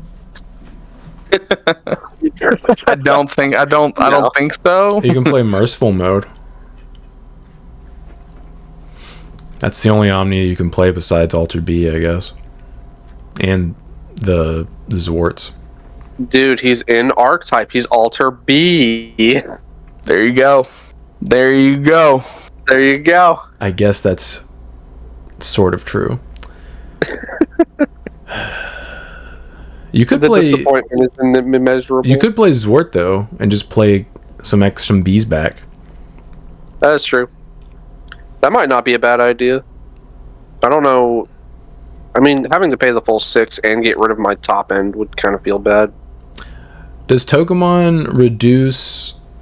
Doesn't he reduce Evo no matter what? Or does he care about the color you're going into? I don't think he does.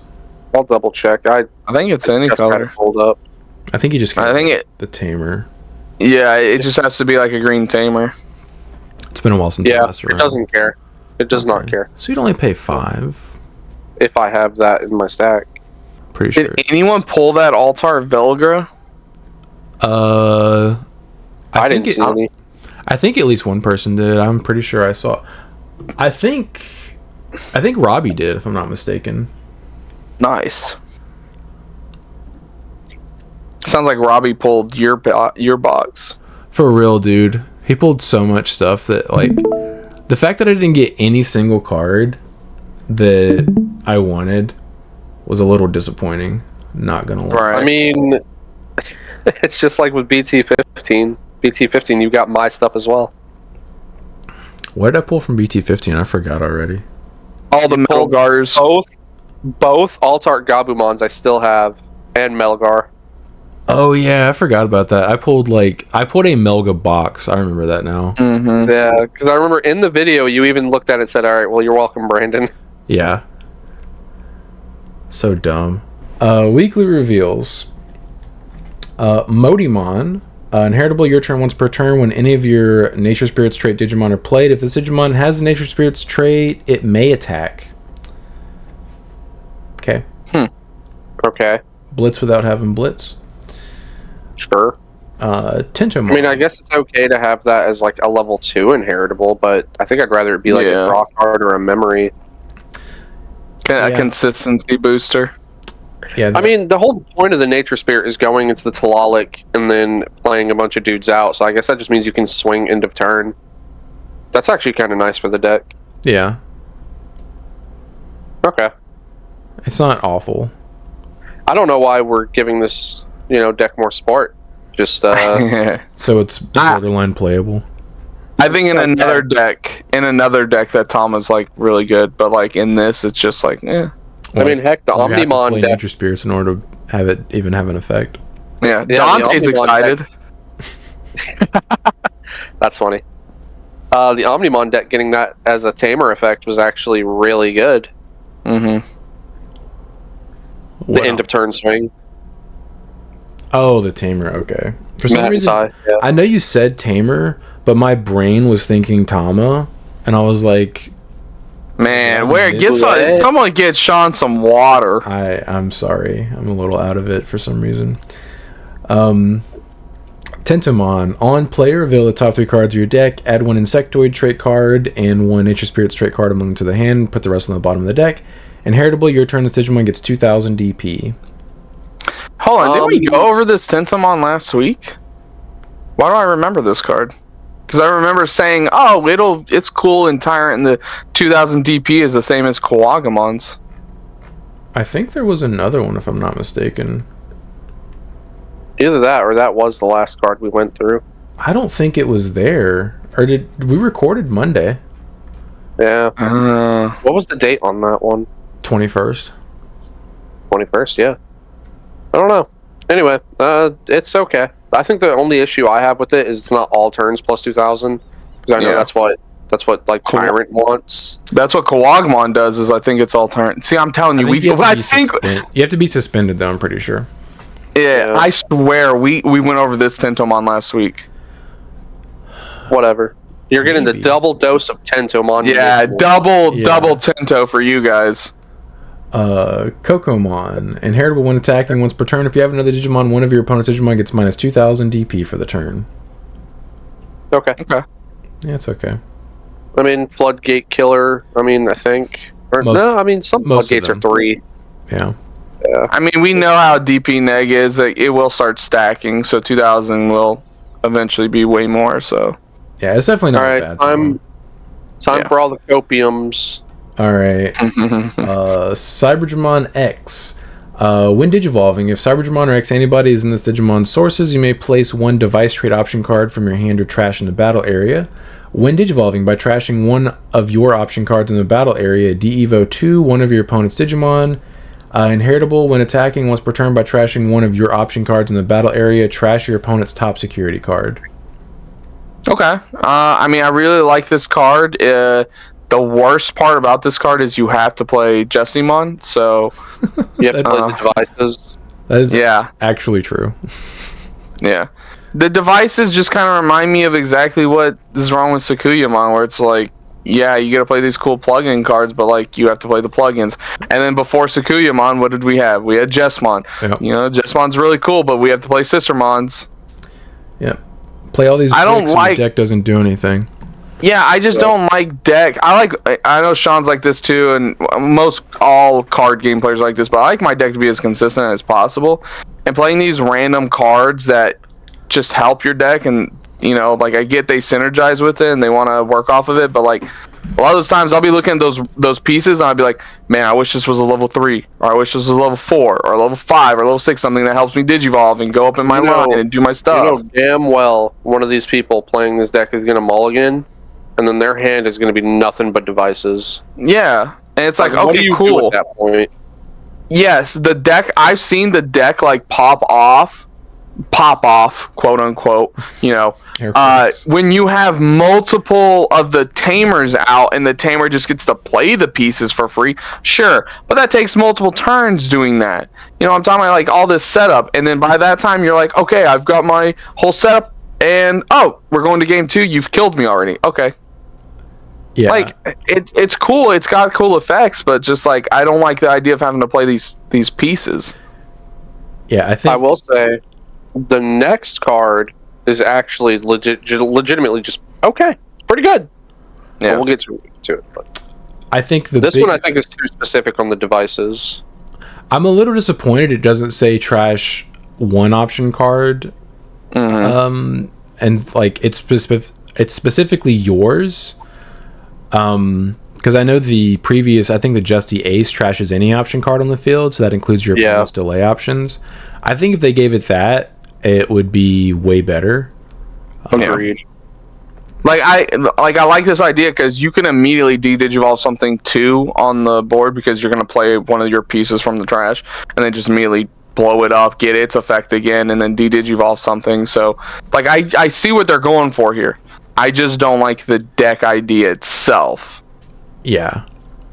I think they're going in the right direction, though, because the issue with Sakuyamon is it doesn't actually have a win condition. It just does a bunch of stuff to, like, for a couple of checks. Jessmon, though, had an actual win condition, so, like, if you were able to see the right stuff, you could just kill your opponent. And it seems like they're pushing this deck in the direction where you just kill people, which is... Another thing I think about the rook pieces is I believe they all I could be wrong here. I believe when they all say on play, they get to draw a card. So they are replacing themselves, which does help the consistency a little bit, I think. If I remember correctly, they all draw a card. I think they all do something different. They all do something different? I can't remember for sure, though. Brandon, look them up. What do all the pieces do? Do they all do the same thing, or do they all do... I know all of their... memory banks. I know they all do something different when they're trashed. But I thought that they all drew a card when they got played. You could be right. We'll let Brandon... While you don't have a queen device, ignore color requirements. When this card is trashed... Main until the end of one, then places in the card. Okay, it doesn't do anything. Okay, so maybe not all of them do that. Okay, so I'm just gonna read main because that's I think the only thing that actually matters. Well, it's give piercing, place in battle area. It's not the main effect. It would be the effect of putting them in. Do they have an effect that says when it's put in the battle area or no? That's what I'm doing. Main wouldn't be that though. Maybe main it's the tamer then. Card from your hand. But maybe it's the tamer that when it plays it, you get to draw a card. Yeah, they don't have delay or anything like that. They just sit on the battle until they're trashed. Yeah. Okay. I'm thinking maybe it's the tamer. Maybe the tamer plays it out and then you draw a card. So could be something like that. I remember somewhere. Yeah, I remember watching card protagonist. One of them does pawn device main draw one then place in battle area. Main delay. By trashing this effect, you can activate the other effect, which is by trashing one non-red option in the battle area, gain memory. Okay. Okay, so you wouldn't get any of their effects besides their trashing effect. Right. Okay. All right. Justimon X. It does go top of level 6 Justimon in name without X antibody in the trait for 1 memory. It has Rush, Piercing, and Security Attack +1. And it says, when attacking once per turn, activate 1 when Digivolving effect of 1 Digimon card with Justimon in its name and this Digimon's sources as an effect of this Digimon.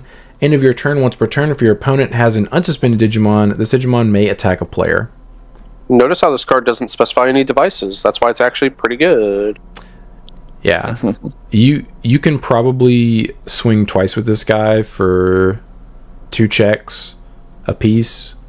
I think if you get I was gonna say, depending on the stack and what pieces you have on the board, you might kill people with this card if you set up enough. Yeah. The other Justimons also can unsuspend and swing multiple times, then you go into him to do it even more. Yeah. They're definitely going in the right direction. There seems to be a win condition here. What seems to be lacking now is some kind of protection effect, because otherwise, if you check a security bomb, your dude's going bye-bye. Yep. He's gonna die. So let's hope that they get like a level 4X antibody that does like what the Gray and the Garu does and gives protection. Yeah, some kind of protection. I agree. I like it has like a win condition now. So yeah. Tumblemon, inheritable when effects trash this card from Digivolution cards of a mineral or rock trait Digimon, gain 1 memory. Sounds bad. It sounds like Digiburst support, which is very odd considering we haven't had a single Digiburst card in a couple of years. Yeah. Just you wait, Digiburst is coming back. I mean, it's quite possible because I'm pretty sure this next one has a similar effect. No. Sonoriza. On play, reveal the top 3 cards of your deck. Add 1 card with the mineral or rock trait and 1 card with Liberator trait among them to the hand. Put the rest on the bottom of the deck. Rule trait has mineral type. And then inheritable. When effects trash this card from the sources of a mineral or rock trait Digimon, delete one of your opponent's Digimon with a play cost of 4 or less. Okay. I mean, it's also anti-blue source strip, I guess. Yeah, but I really don't think that would be a reason they would put effects on black Digimon. Right. Yeah, I get it. But I'm just saying, like, at least they're writing it to where it also does that instead of just saying this card is Digibursted. That is true. Blue source strip. That is a good point. Blue source strip is so strong. We need to create an entire archetype to counter it. Yeah. Dude, people would be popping off if this came out in BT7 format when Blue Hybrid was like tier 1. Oh, you want to strip my dude? All right, I'll pop your Kumamon. Yeah. Gain a memory. My turn. Yep. Idiot. I'm curious where this is going, because if they print Digiburst cards in 2024, or I guess 2025 is probably when we get these cards, that's going to be wild, because everyone is like so crazy. Yeah, everyone was sure that kind of support was dead. The only way I can see it being any good is if you get to somehow recycle the pieces back. I would agree. Mm-hmm. Like if the level 5 or something like that has the inheritable, when this card is trashed, all cards trashed with it get to return to the hand or Digi-Egg deck. Something like that. So we have a new Seedramon. It was on top of... What is DS? Is it Dark Spirit? I don't know. Okay. Well, I thought it was dual screen. He was on top of level 3 Nintendo DS with a trait, deep memory. When it's why is it I say it and I don't get a chuckle? Sean says it and we get a chuckle. No, dual screen was funny, but it was the fact that he said Digiballs for 2 on top of a Nintendo DS. Oh, okay, the joke steal into the laugh. All right, I'm watching you. Brandon, I did laugh. I thought it was funny, but when he so flawlessly involved it into the sentence, I thought it was funny. I got a chuckle. Ah, this dude. I didn't straight up just repeat your joke, Brandon. I think that would be... He did. He added Nintendo DS. It was different. You said dual screen. I was like, all right. And then he said Nintendo DS. I got a chuckle. Ah, this dude. I innovated. It enhanced it. Improvised, innovated. Yeah, whatever. Yes. When attacking once per turn, gain 1 memory. Okay. Jamming. Inheritable jamming. Yeah, we need more of that in blue, dude. Yeah. Saying blue needs more jamming. Hey, I need an inheritable for a blue card. What we got? I'm giving it jamming. Jamming. You son of an... I'm in. The art's cool. It looks similar to the promo. Mm-hmm. Like, this reminds me, the same way the purple black Dark Knightmon from 2.0 reminds me of the promo Dark Knight. This one reminds me of the promo Seedramon. The same one. Yeah. Do it again. Mega Seedramon. It also evos on top of Nintendo DS. On play / when Digivolving, one of your Digimon unsuspends. That is a mandatory effect. Weird. When attacking once per turn, if you have 1 or more memory, one of your opponent's Digimon can't suspend until the end of their turn. Inheritable, when attacking once per turn by placing one of your other Digimon as this Digimon's bottom source, it unsuspends. That seems like what the blue source deck does. This just seems... You know what this seems like? This reminds me of... I don't think it's good. The Garu, the early Garus, where like they would just attack, Digivolve, unsuspend, attack, unsuspend. Because I could see it right now. I think the level 3 for this line has jamming. You attack, you Digivolve into Seedramon, attack, Digivolve into this, unsuspend. You just keep doing that. Yeah, there's definitely a lot of random blue cards that work with this kind of stuff, like playing stuff out of the sources. Mm-hmm. The most recent things I can think of are the EX6 blue stuff that people started putting in Mirage. Yeah. But also like the EX1 Goma. I think another Goma that all like BT6 Goma, or BT14, BT15, one of the two. Well, I'm talking about specifically playing stuff out of the sources. What's crazy? What's absolutely crazy about this is there is no limit to what you place underneath this. There's not. It doesn't just as one Digimon. It could be anything. Like, do you know how many crazy cool inheritables that are out there where you can just I'm just gonna put this under it? Well, thankfully it has to be on the field already, but that is a good point. That's interesting that there is no restriction on it. It just has to be in play. I mean, you could technically speaking play this in Dark Masters. Because imagine you just evo into your Dark Master, swing, and then tuck another dude under it to get an extra inheritable. Yeah. I don't think it's good, but you could. You can do a lot of things that aren't good. Yeah, do a lot. Speaking of not Dark Masters, Metal Seedramon Ace, hand counter blast evo. Obviously, it's an ace. On play / when Digivolving, de-evo one of your opponent's Digimon, then return one of your opponent's Digimon with a play cost of 7 or less to the bottom of the deck. All turns while you have one or more memory, none of your opponent's Digimon can suspend. Damn. And yeah, this is very good. Hold on. Scroll back up, Sean, to the Metal Seedramon. I'm sorry, not the Metal, the Mega. Mm-hmm.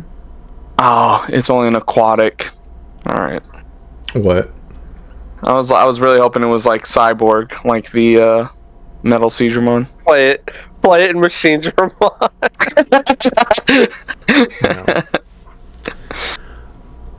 This is a really good ace, and it's also an Uno reverse on other aces. Yeah, it is. No attacking for you. You have to answer this. You literally have to. You have to find a way to answer it. I'm just talking about its coming into play effect. Oh, yeah. Agreed.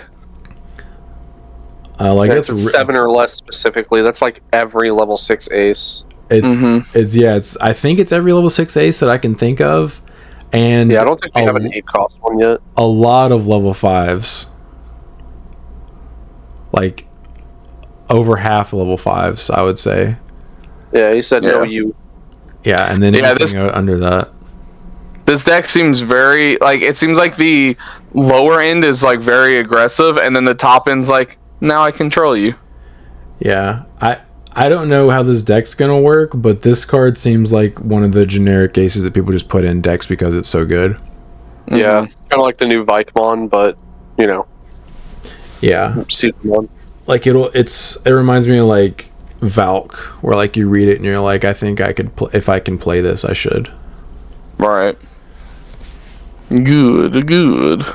Syakomon. On deletion, draw 1, trash 1 card in your hand. This is also a Nintendo DS card. It is.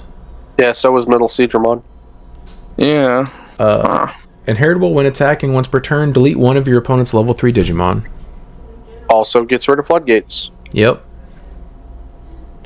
Okay. That's pretty solid. Yeah, that's nice. Yeah. And then Gesomon. On deletion, gain 1 memory. Inheritable when attacking once per turn, delete one of your opponent's level 3 Digimon.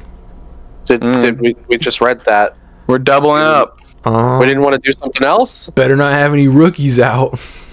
Yes. Seems like they've printed way better level 4s, but okay, I guess. Yeah.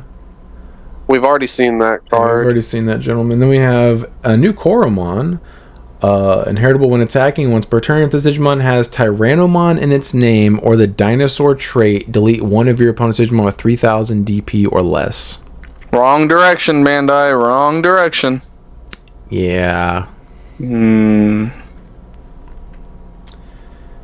But he also deletes floodgates, guys. Cool. So I'm guessing we're gonna get. I mean, we already have a little bit of Tyranno stuff that's been leaked, so I'm guessing that's something they're. Yeah, remember we have the Dino Rexmon, I think is his name, the new top end for that guy. Is that what it was called? I remember it was. I got it pulled up. No, it's right there. Sean's looking. Dinomon, yeah. I forgot what he did, but that's a picture of him. How far back is he? Digivolve, level 5 for cost of 4, security check +1, fortitude. On play when Digivolving, you may suspend one Digimon, then delete one of your opponent's suspended Digimon with the lowest DP.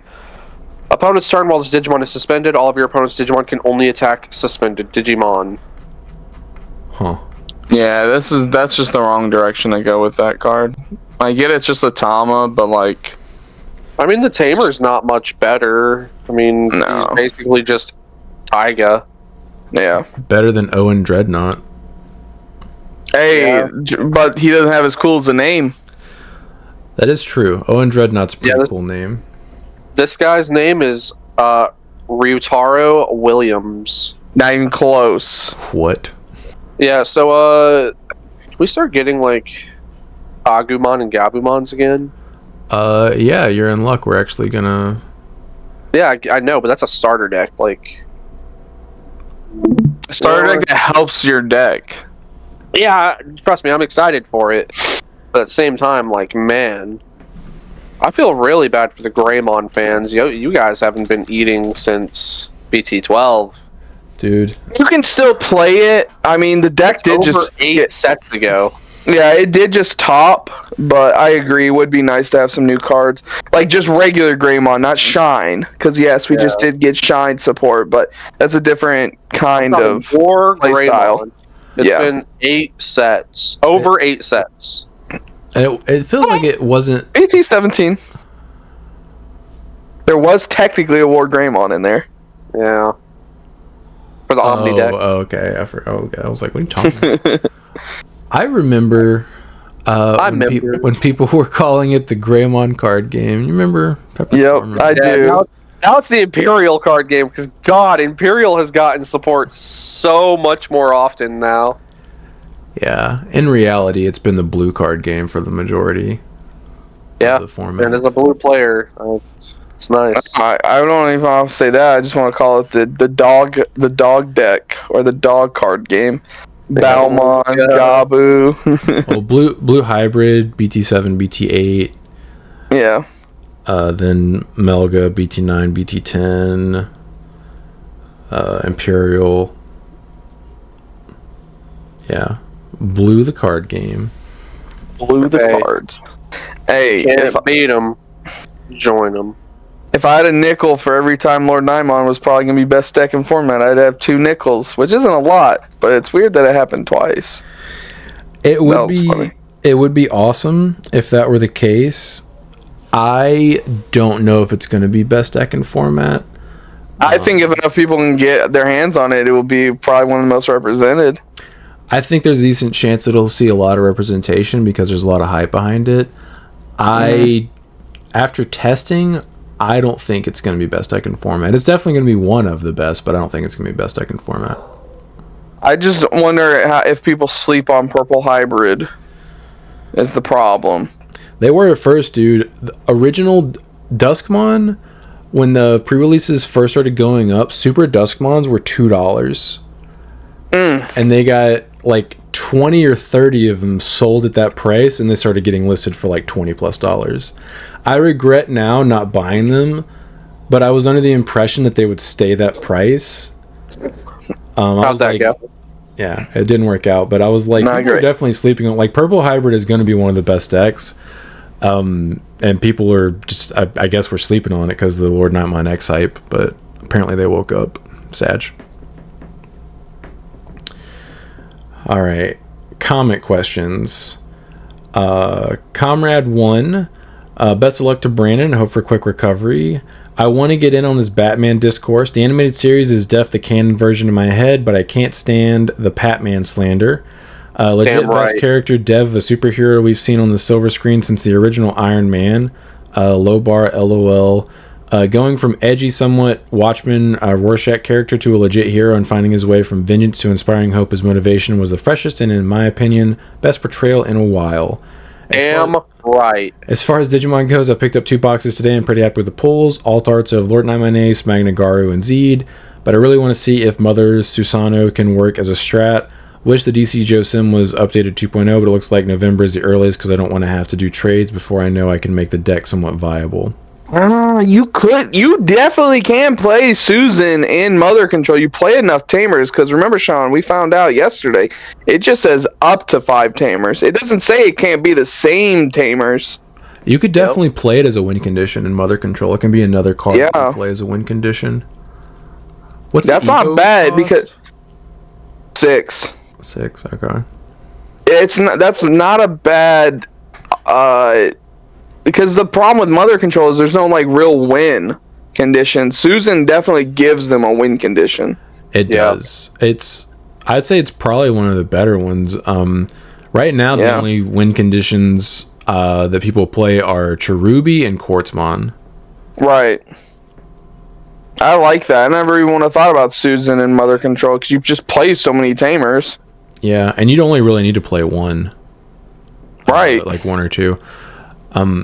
I could definitely see you being able to Susan somebody and swing without passing turn because of if they have a Digimon on the field, you gain so much memory from all those 3-cost Tamers. Not to mention you can use the option card. I don't think you would do that. I'm just saying you can gain 1 memory for each different tamer color you have on the board. So if you have the Shoto, the Mimi, I'm assuming you're also playing. I don't know if they play Mimi. They don't play Mimi. What's the other tamers in Shoto? They play Shoto, and then a bunch of black tamers. A bunch of black ones. You could switch it a 4-cost play instead. You could play AG as an alliance tamer, but you wouldn't play Mini. Yeah, it's mostly just black tamers. Because the option card will gain you a memory for every different color tamer you have. I'm with Sean. I don't think you play enough different color tamers to like maximize that. The reason you can do it like that is because you can do it on top of a level 4 hybrid. I think it just specifies you can do it on top of any hybrid. Mm-hmm. Yeah. So or tamers. While you have a Digimon with hybrid or 10 warriors trait, ignore color requirements. I don't think you're going to care about the color. One of your Digimon or tamers may digivolve into Susanoo in your hand or trash without paying the cost. Then, by placing up to 4 of your tamers with different colors as the bottom evolution sources of your Susanoo, for each card placed, gain 1 memory. And how much does that tamer cost? Or the option? The option costs 6. So it's the same cost as the Suzuzen, but you can reduce it for every different color tamer. Maybe Brandon's right here, because if you only had 4 memory, you can play the card for basically 4, right? Yeah. You gain the 2 memory back, and all the tamers you have up underneath it. No, because does Susan say for it to trash the security, does it have to tuck them and then it trashes them? Or is it like for every tamer underneath it, you trash a card? When attacking, by placing up to 5 tamer cards from this Digimon sources as your bottom security cards, trash your opponent's top security card for each card placed by this effect. Oh, I don't think it's as good then, because I'd rather have that when attacking than doing it for 4 memory. Because he places it, but then the effect is taking the tamers that are already there and tucking it. You just can do up to 5. It's not counting the tamers you're placing there yourself through that effect. It's counting just how many it has. I don't know. All I know, placing up to 5. I'm reading Susan again. Yeah. Because I'm wondering, because I would rather Digivolve, swing with it, activate its when attacking, and place all the tamers on my board underneath it to trash all the security. Yeah, because like the tamers are already under him. You have to. Right. He doesn't put tamers underneath him. Who, Susan? Yeah, he has to have them underneath him already. Exactly, that's what the option's for. So we misread it last night when you had... oh, no. Well, I still won, because I had 3 swings, he had 2 security. Yeah, you were still winning that regardless. Okay. So you would have to... So you guys are just bad and don't know the card. I mean, it's a new card. It's a big set. I just noticed they had the rule trait has hybrid form. That's good. That means it's searchable with a lot of the cards that used to not be able to search it. So how does Susan read again, Sean? What did we mess up? It's by placing up to 5 tamer cards from this Digimon's Digivolution cards as your bottom security cards. For each one, trash your opponent's top security card. So if you were going to play Susan in Mother Control, you'd most likely have to play the option. Because otherwise you're only going to have one tamer underneath him. Right, okay. Because I remember when we were going through the reveals, we were like, oh, Susan's kind of mid. Like, how are you going to get all these colors under it? And then we read the option card, and we were like, oh, that's the game shot. Yeah. Because the whole idea is to get all of your tamers out, because they're all going to have the different colors.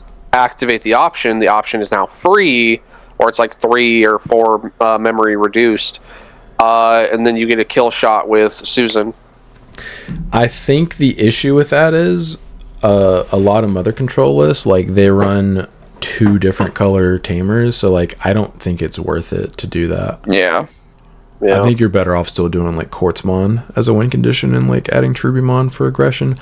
I will say though, Mega Gargo, because Ben was playing so good. Yeah, Ben was playing the 3-cost black guy that gives cyborgs and machines jamming. Mm-hmm. And so like he would mind link with Mega Gargo and then just get 2 free checks with jamming whenever he had that set up already. It's like that helps.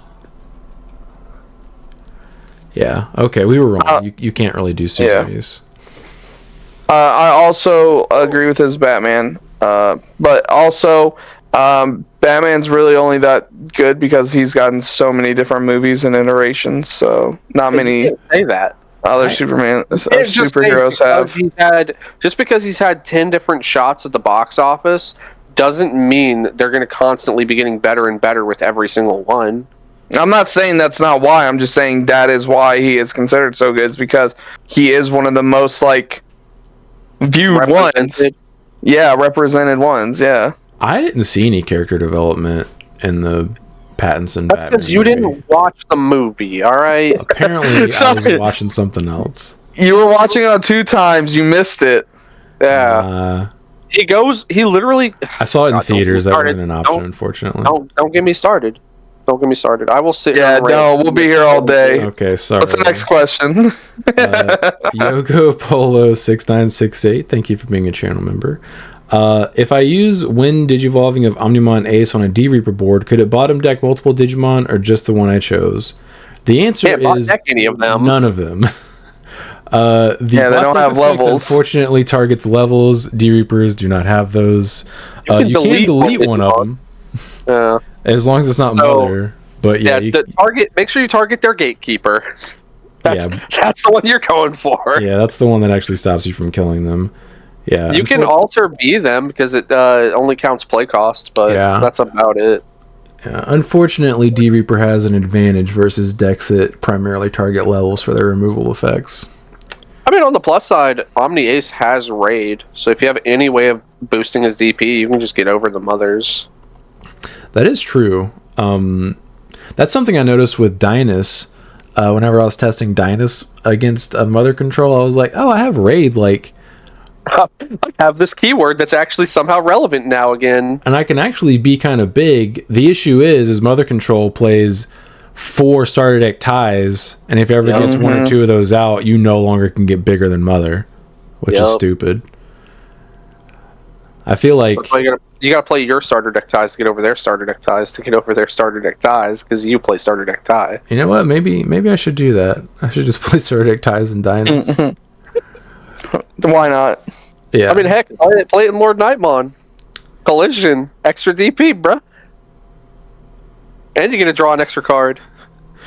Honestly, one of the issues with that deck is how many cards it draws. I got close to decking out, or did actually deck out against Ben when we tested.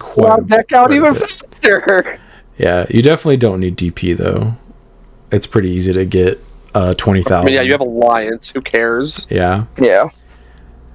Benjamin Wiseman 6567. Resurgence Booster was good in concept, horrible in execution. Just ignoring the RB1 cards, putting in only 1 secret rare per box was the most ridiculous part, and some key reprints were missed. BT3 Davis, Ancient Greymon, and any and all Ragnamon cards, etc. Yes. Yeah. Yes. It was a bad set. It was very poor execution. They had a couple of reprints that I was like, this is a good reprint. Even though, they reprinted the Jamming Vmon, and at one point that would have been a good one, but we've had so many reprints of that card, in addition to the fact that people don't really play it anymore, to where that was borderline pointless. The starter deck Greymon, that was a good one. Yeah. But a lot of the other ones, I was like, why did they reprint this? This card's never been worth anything. Yeah. I mean, weren't some of them also cards they'd given it to us as prize support and other things, or tournament kits? Yeah, this, or a bunch of them like that. It's why are we getting 3 or 4 versions of this? Yeah, TK had the Tamer Party pack. I think the memory setters were good reprints, even though you did not. The pull rates of those were bad. I mean, it should have been Davis. Those were good reprints. Davis should have been one of them. I agree with that. Other than that, though, I remember thinking, I was like, why is Jackraid in here? Why is this random Palmon that no one has literally ever played ever in here? Yes. Yeah. It was they reached into a bag of names with their eyes closed and just pulled, they picked names out of a hat. I don't say a trash can. What I think they should have done to also increase the value of the set is instead of just making everything foil, give it the Vidramon secret promo, or secret treatment, where they actually changed the art, and they made it a new alt art. Because the Vidramon secret rare actually has a new art, where it's like classic design. I did like at least then you like have some sort of incentive as a collector to get this set. And not to mention on top of that, like, add more promos to it, because I think the only promos we got in it were the Vidramon Tamer and the Wearer in the Garu, right? There were some others. They did do a couple of good reprints, but they were kind of late / not needed because they were never really meta. Like the Arrow Vidramon stuff, like they reprinted those. Yeah. Okay. Or not the Zero Vidramon stuff. The Vidramon I know what you meant. Yeah. They reprinted Kaiser Nail, which did need a reprint. Yeah. But it's not. We got a better one later. Yeah. If it ever becomes meta, it'll be good that they did reprint it. Because that card was, at that point, had only been printed one time in the second starter deck we ever got. I think they probably should have reprinted Hammer Spark, because that's only been printed twice. Yeah, there were lots of better choices. I'm not sure exactly who was making the decisions on what they reprinted, but they literally have, like, they can just look at the secondary market and be like, I guess we need to reprint these things because they're expensive. I think that's as hard as it would be. Adaptive reasoning. The Cyber Sleuth games are some of my least favorite Digimon material. The lifted Shin Megami Tensei game mechanics don't mesh well with the story. You're juicing your baby Digimon down and feeding them to your good Digimon, all the while the story is wagging their finger at characters who treat the Digimon like data tools instead of friends. Anyway, Tokamon into the blender. Megidramon needs more stats.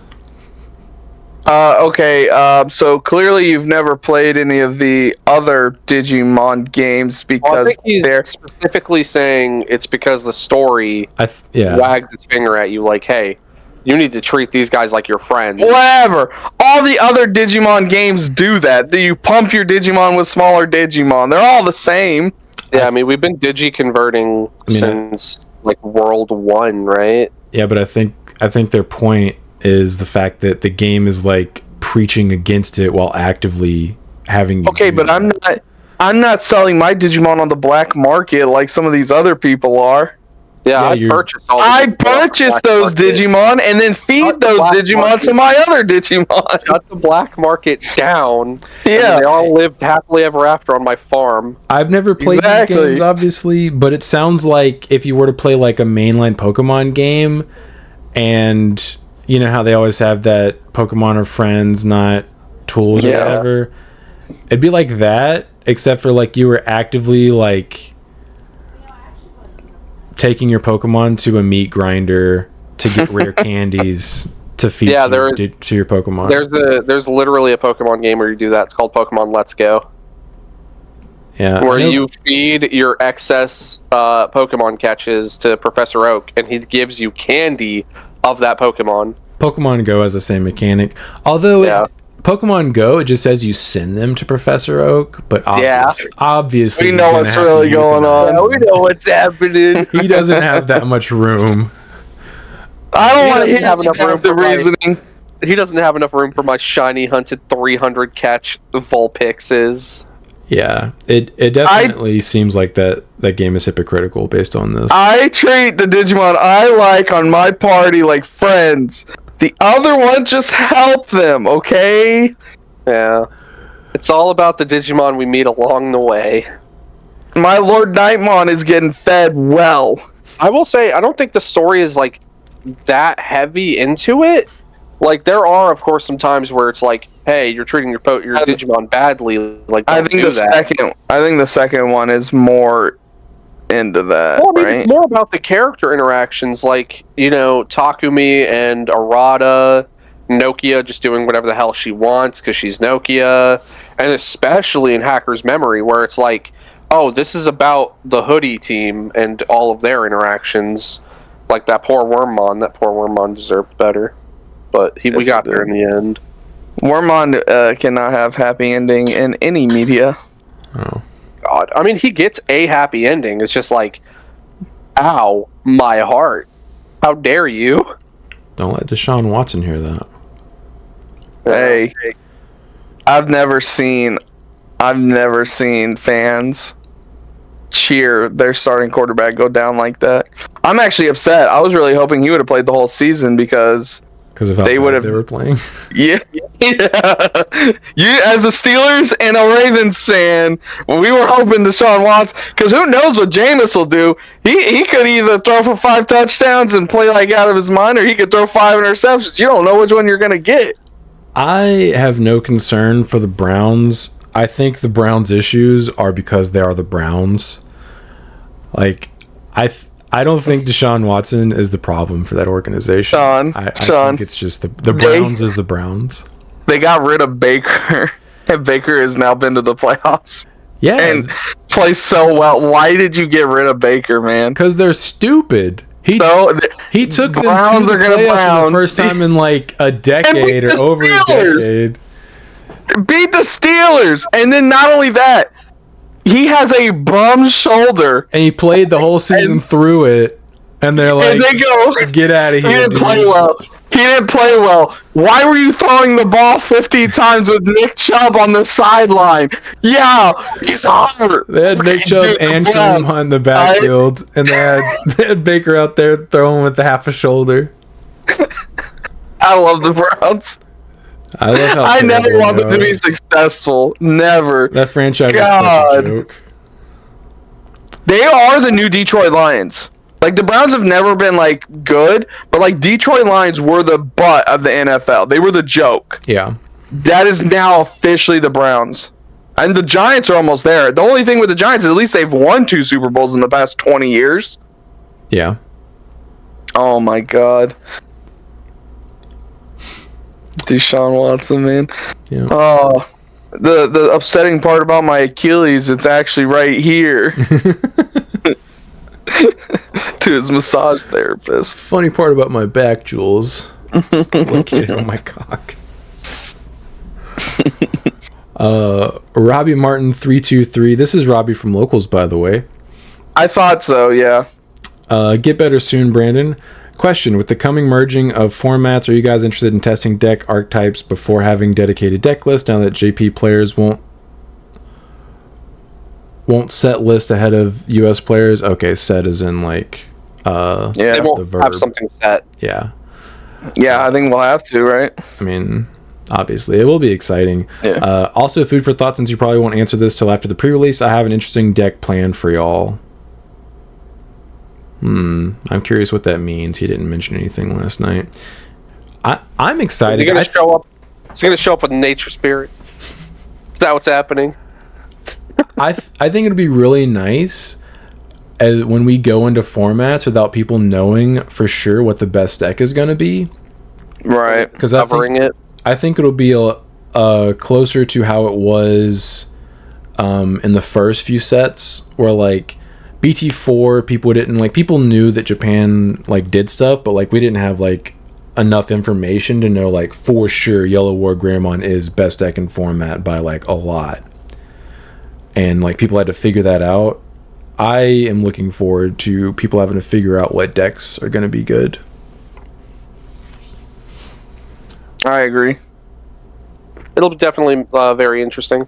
It's going to improve, I think, our deck building capabilities in the US.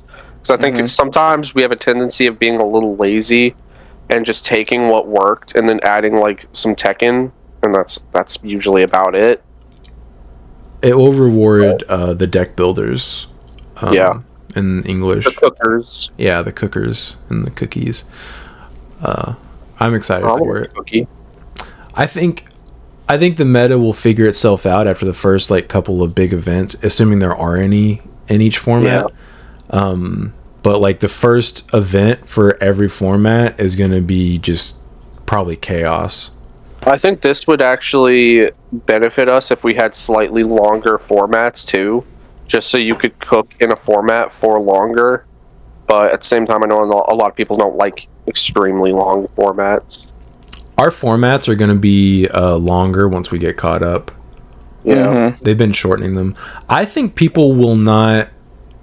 I think as long as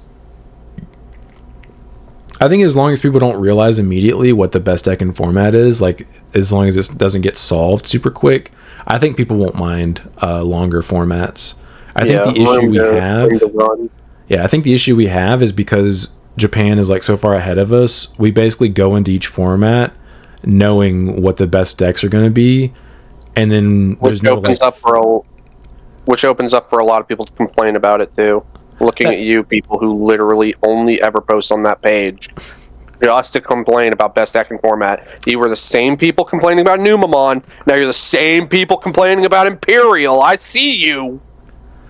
But that if you go into the format having it basically solved, it being long is just gonna feel like a chore because like there's no like discovery. Yeah. So I think it'll be more enjoyable because people will get a chance to cook. Indeed. Gravesbeard 8078. Just as a quick note, the blue stuff you watched is Deep Savers, which is different from Nature Spirits. Thank you. That's what DS stands for. Deep Savers. I was kind of hoping for dual screen. JJR Beniz 07. Second Syndromon, first place by the way. Sean, I'm sorry you didn't show up both times. LOL. Yeah, Ben, don't hang your hat on that. We both know Cinderella sucks. Ben, you're lucky we didn't get paired. Bring Cinderella this format. See what happens. Yeah, bring it next week, Ben. Come on. He's got his Dios. You know, he's too excited to play his Dios. Yeah, he's definitely playing Lucemon, which I've played into his Lucemon deck with basically everything that I've put together in testing. It's a cool deck. I think people that don't know how it plays are going to have some trouble, but knowing what everything does is going to be a massive advantage. That is how that works. It is. That it'll also, whenever we're synced with Japan, it'll also reward the players that put in the time going into formats and play tests. Knowing what everything does. Yeah. Because if you go into an event not knowing what you're going to run into and then what it does, you're going to have a real hard time winning unless your deck is just that much better than everyone else's. Which can happen, but... Samir972. As for the special set in December, I really hope they do reprint protoforms. Prices have been horrible. Unfortunately, they are not reprinting it. The reprint we got in the event pack is the reprint we're getting. It would have been cool if they printed it in the event pack and then reprinted it again, but that is, from my understanding, not what's going to happen. So no Death X reprint, no protoform reprint. Ridiculous. Yeah. Those are the two ones that actually matter. Atomic Inferno. Oh yeah, like all the border cards. I really wish they would have just given us... We just get both. Yeah, just do both. So hard. Or give us unique event pack cards. It felt really lazy of them to do that, and also a slap in the face because some of those cards like Death X and Protoform are still really expensive. So like if they were... It's not like you're making money on the secondary market. You put it in a product and boom, you're making money. Yeah, that was a disappointing decision by them, because if they were still getting the reprints, which it basically is all but confirmed that we're not, it's fine, but we're not getting them. God, where are all you rising up to complain about that? Do what you did with RB1 and get us that damn Protoform and Death X. I mean, I'll send a letter. Dear Mr. Bandai, I or Mrs. I'm not sure how you identify. Yeah, I've come to complain. Oh, all right. Q. I wish somebody had their deck ready, dude. I was down to play Constructed last night after we opened our boxes. If I'd have thought about it, I'd have brought Ancient and Omni just so we could like throw some hands, but I'm so excited to play next Friday. It's been a long time coming since Lord Nightmon's been tier 1.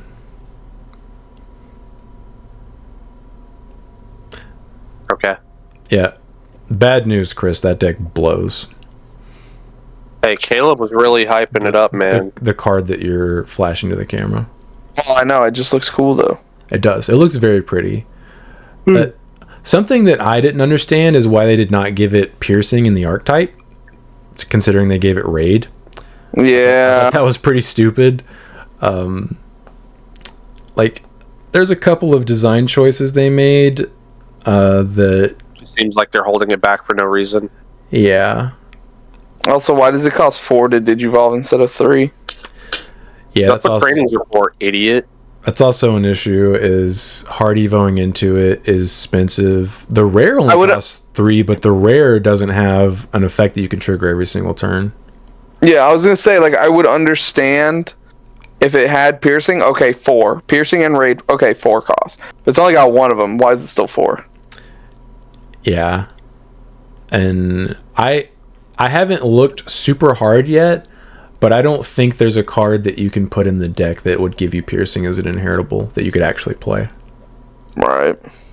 Just play a BT1 option card. I think it's called Great Tornado, maybe. Isn't that like a 3-cost option?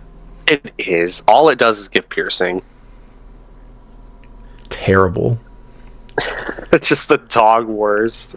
Yeah, I think I think it'd be good to get Dynasmon support now, like pick up all the stuff, because I think it definitely has potential, but out of the box, it's very far from tier 1. You could probably play it at locals and have like decent success, but if you run into a tier 1 deck, they're probably gonna roll you. My expectations with bees. I haven't seen Bees play yet. Bees has Digivolution, and Queen Bee has Alliance and cool stuff going on. So like, it's not bad. It's okay. Hear me out. I think it takes some setup for sure. Follow me here.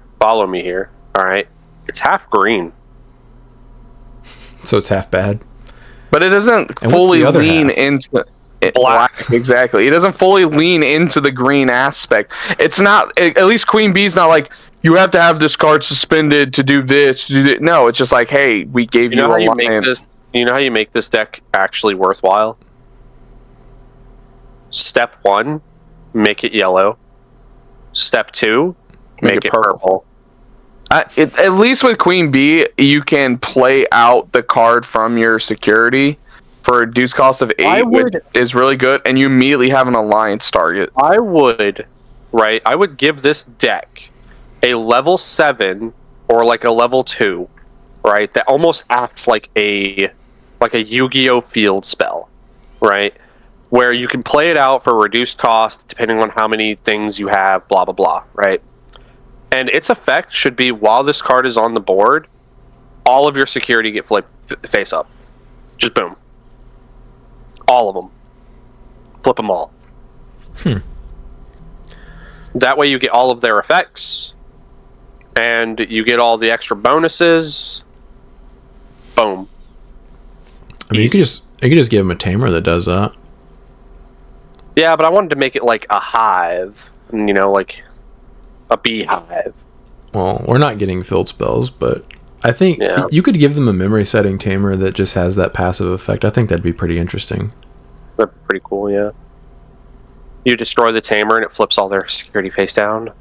Yikes. Yeah. Basically you're describing, I think it's called Convulsion of Nature, something like that, but it's a Yu-Gi-Oh! I think it's a continuous spell. Where you flip your deck face. It flips both decks face up. And it flips them like in the order they are. So like the bottom card of your deck immediately becomes the top card of your deck. Yep. You just pick up your deck and go, nah. Yeah. I think that'd be a good support for that deck, because that way they don't have to do so much work to get all of their cards in there. Yeah. I don't think it's too much work, because at least the Tama, like on turn 2, as soon as you promote, you can start getting it going. Yeah. I mean, okay, so instead of it builds up after time. How about instead of it being like a floodgate, it just says start of main phase or start of turn, flip your bottom or your top security card face up or something like that. That way, the more tamers you have, the more cards you can flip, and then, you can start steamrolling from there.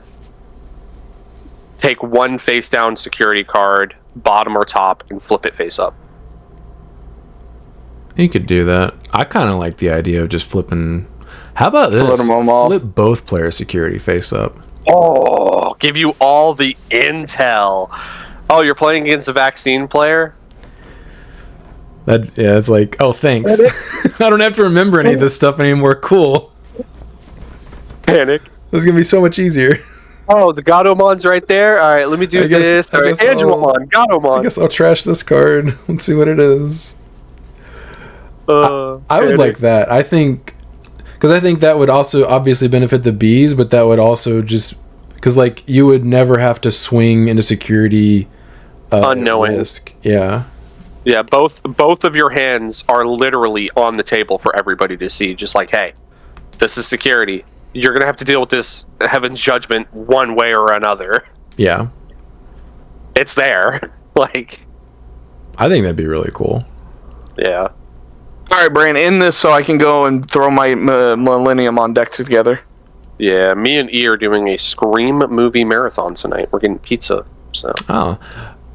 Funnily enough, me and my wife also watch all the Scream movies on Halloween. Nice. What's your favorite? For me, it's always one. One is perfect. Yeah, one's the best one. I mean, some people like to argue 2 is also really good, but that was actually the 2 that I was thinking about. It's always those 2. I think I do really like the reboots. I'm sad that the stars aren't coming back for the next one. Oh yeah, that whole controversy. I did enjoy both of them. When we were in the theaters watching that movie, and the ghosts' faces both turned to the camera and went, "Oh, the pop-off moment." That was so good. I think I agree with Sean. I like the reboot ones. I think my problem with the most recent one was the 2 kids are kind of like whatever to me. The dad was. I like the dad more because whenever he was in the Ghostface costume, he was brutal. The shotgun, you could tell when he was the Ghostface, it was really like intense. Like he was very physical and stuff like that. But like it's very hard for me to believe that Quinn broke into Gail Summers' house and did all that giant, massive meat man.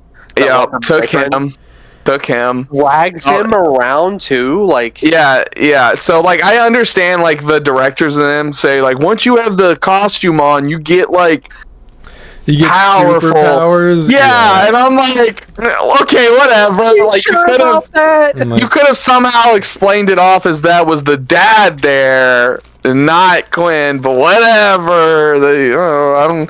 But like. I agree, but like the reveals for that most recent one were kind of like whatever, and that whole like end sequence, I think is kind of a mess. After they've revealed themselves, the fact that people get stabbed upwards of like 15 times and don't die, like it's historically and medically possible.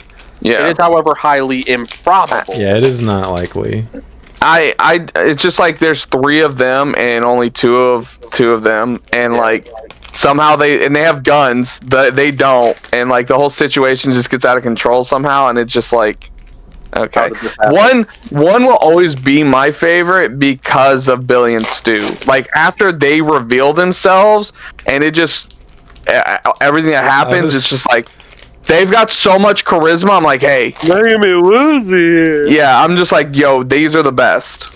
I was going to say Matthew Lillard, after they revealed themselves, was like my favorite part of the entire movie. Yeah, that's why people are still to this day trying to get him to come back and be a new Ghost. I mean, he's still not. No, it's not. There's a huge thing where like he actually allegedly survives the TV being dropped on his head.